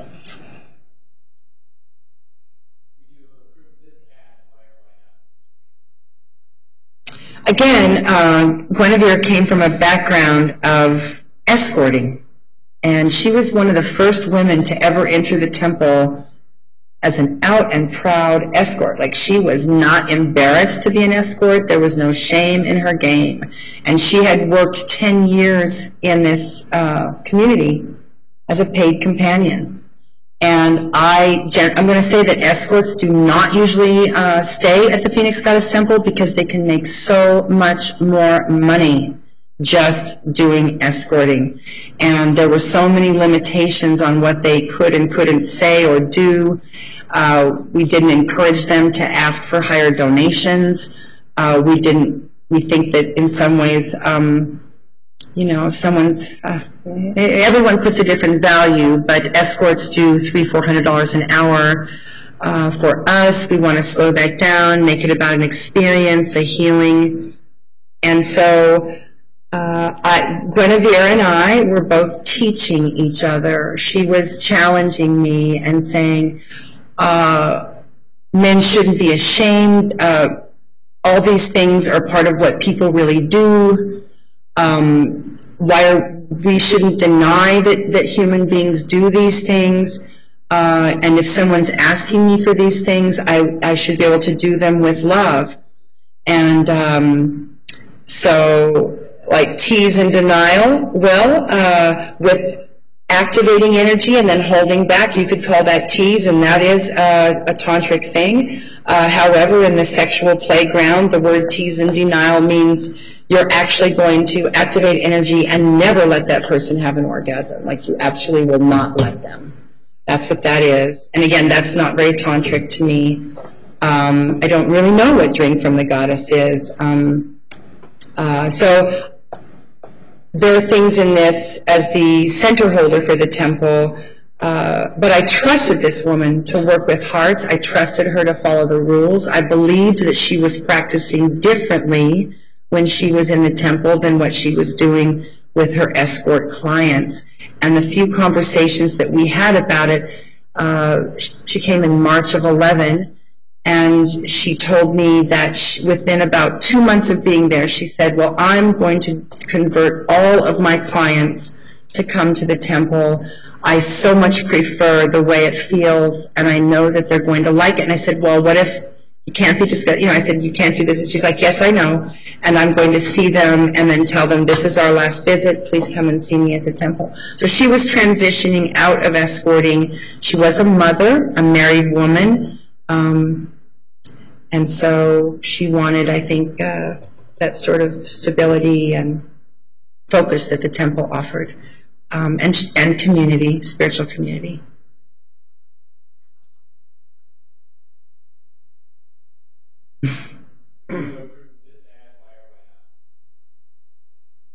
The words are perfect. The words are perfect. That's exactly correct. I would, these photos were taken actually by her partner, her husband.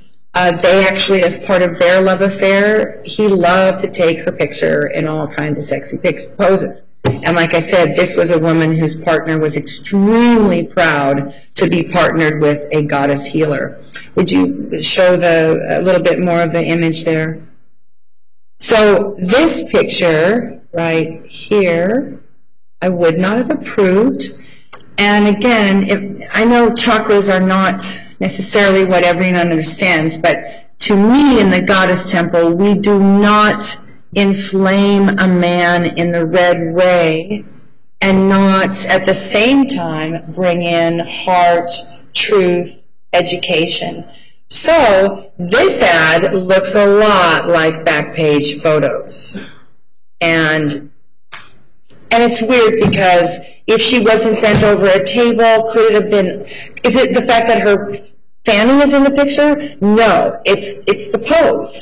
The pose has an implied invitation, and I'm uncomfortable with it. So I wouldn't have approved that photo. This one, she argued that men have a lot, I think is it a wine cellar or a coffee bar?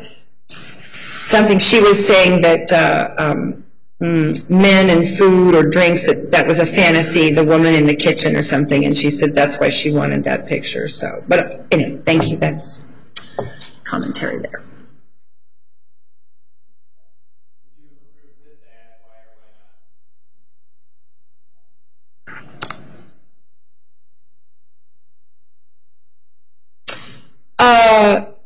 Yes, I would have. Yes, and I would have approved the photos too. Which you might say, what's the difference between this one and the one we just saw? Maybe not a lot. Again, activating purely through the physical form is not really something that we do because it's not all the chakras. We don't want someone coming in just because you have a big fanny or a big bosom or something like that.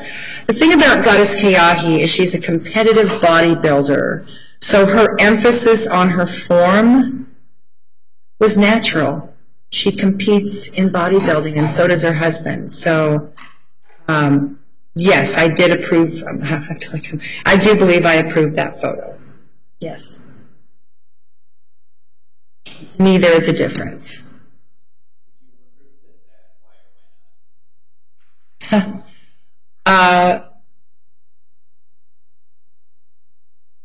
Yes, I probably wrote that ad. That looks like my ad. I would have written that. And the use of the term the big O, you know, Backpage is interesting. You cannot use the word lover, like you cannot say, learn to be a better lover, because they will not let you. It actually comes up, forbidden word. Of course, the word orgasm is forbidden on Backpage. And you can say the word sexuality, but you cannot say the word sex. Also, these ads, they changed the ads. You used to be able to say whatever you wanted. They actually got it to where I think you have, is it 140 characters, or I remember, no, that's a Twitter. There's a finite amount of words. Like when you're typing in your ad, they've limited it now to very few words. And so we used to have these long, wordy ads that explained a lot of stuff, and Backpage changed it so that then you're really dealing with keywords, little keywords. And so personal nova was our phrase that used in the temple. Your energy body is your ka. Personal nova is when your celestial self, that's an orgasm. And so for me, saying the big O was a pretty edgy thing to do because, you know, orgasm's not talked about on Backpage, even though everyone's there hoping something like that will happen. Some people looking to purchase it and some people looking to learn.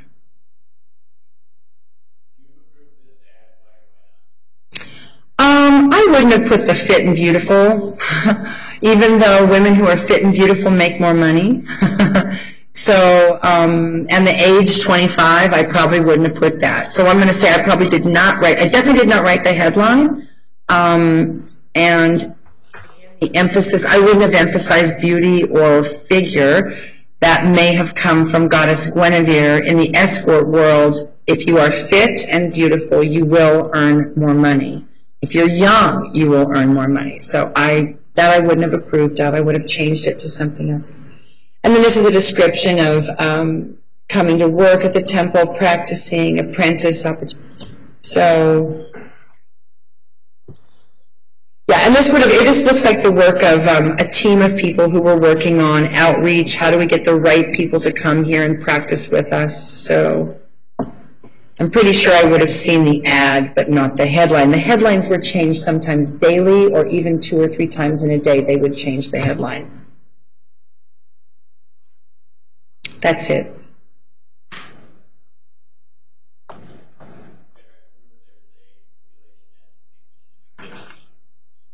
Is that correct? Yes, sir. 16 is admitted.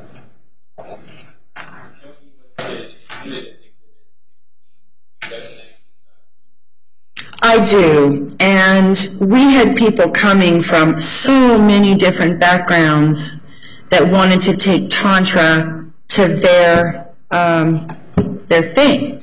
So we began to speak of running ads. It wasn't that we said, you must run your ad. At one point we did say, please run your ad on Backpage, because that's where all the seekers were coming from. But as we went along, it became clear that our seekers could come from anywhere. And so people began to run ads in a different manner. This one says male-friendly Backpage. There may have been a page that says female. But as you can see, we're saying here's some options: therapeutic, $60 a month for sponsor, fetish, health and beauty, creative services, miscellaneous services, classes. So we were telling people, these are options to running a Backpage ad under adult entertainment. Would you go ahead and flip to, is there any more on that page, or is that it? Okay. Okay. So we were beginning to branch out into having our ads in other categories. One of the problems with running an ad that doesn't return any money is if you don't have a lot of money and then you spend money on an ad that doesn't work, well, that's money that's just gone. And so we couldn't really afford to do that. Let's see. Again, these are places to place your... You know what I think this is now that I see it? It is an overview of places to put your notices, your outreach. And I know that we were working very hard to have male-to-male practitioners.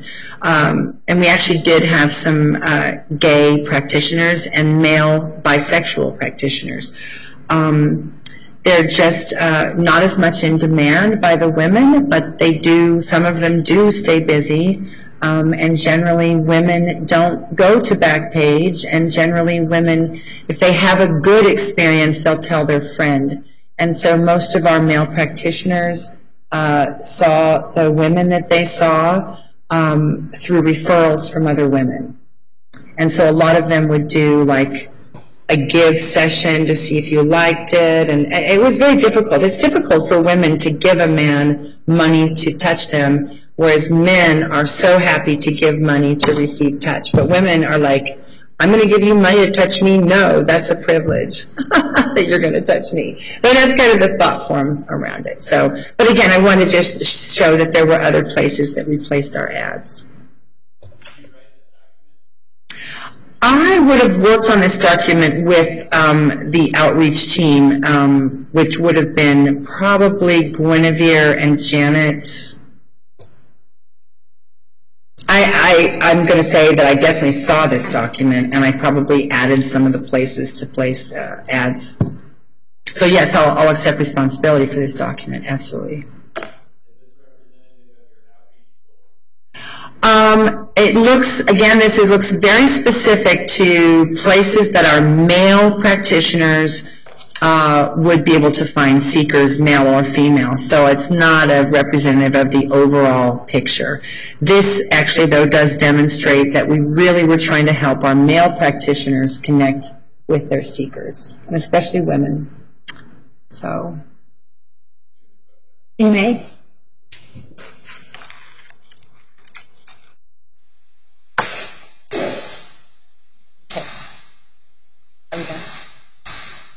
That's all that I've been provided for outside of the timeline. Yes, newsletters. with the newsletter. Okay, all right, we'll stop for today. Thank you, Your Honor. I assure you I will have a condensed program on Tuesday.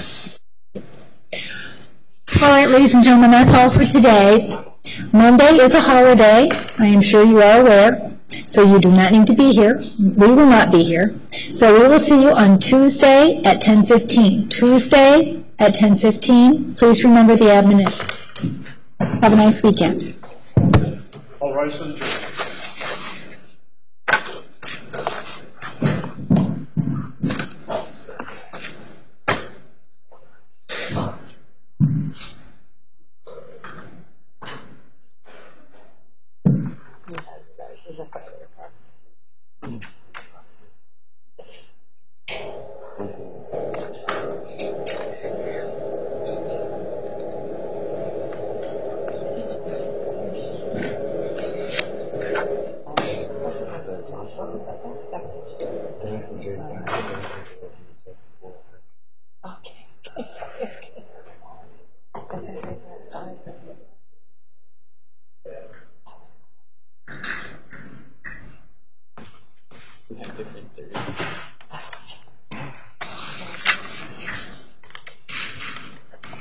Just one?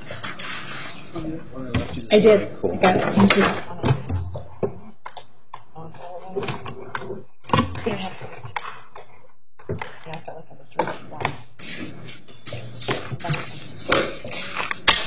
Are we presenting something? Anything else? Thank you, Your Honor. Thank you. Have a nice for your weekend. forbearance. Tracy, you said it 3 times. So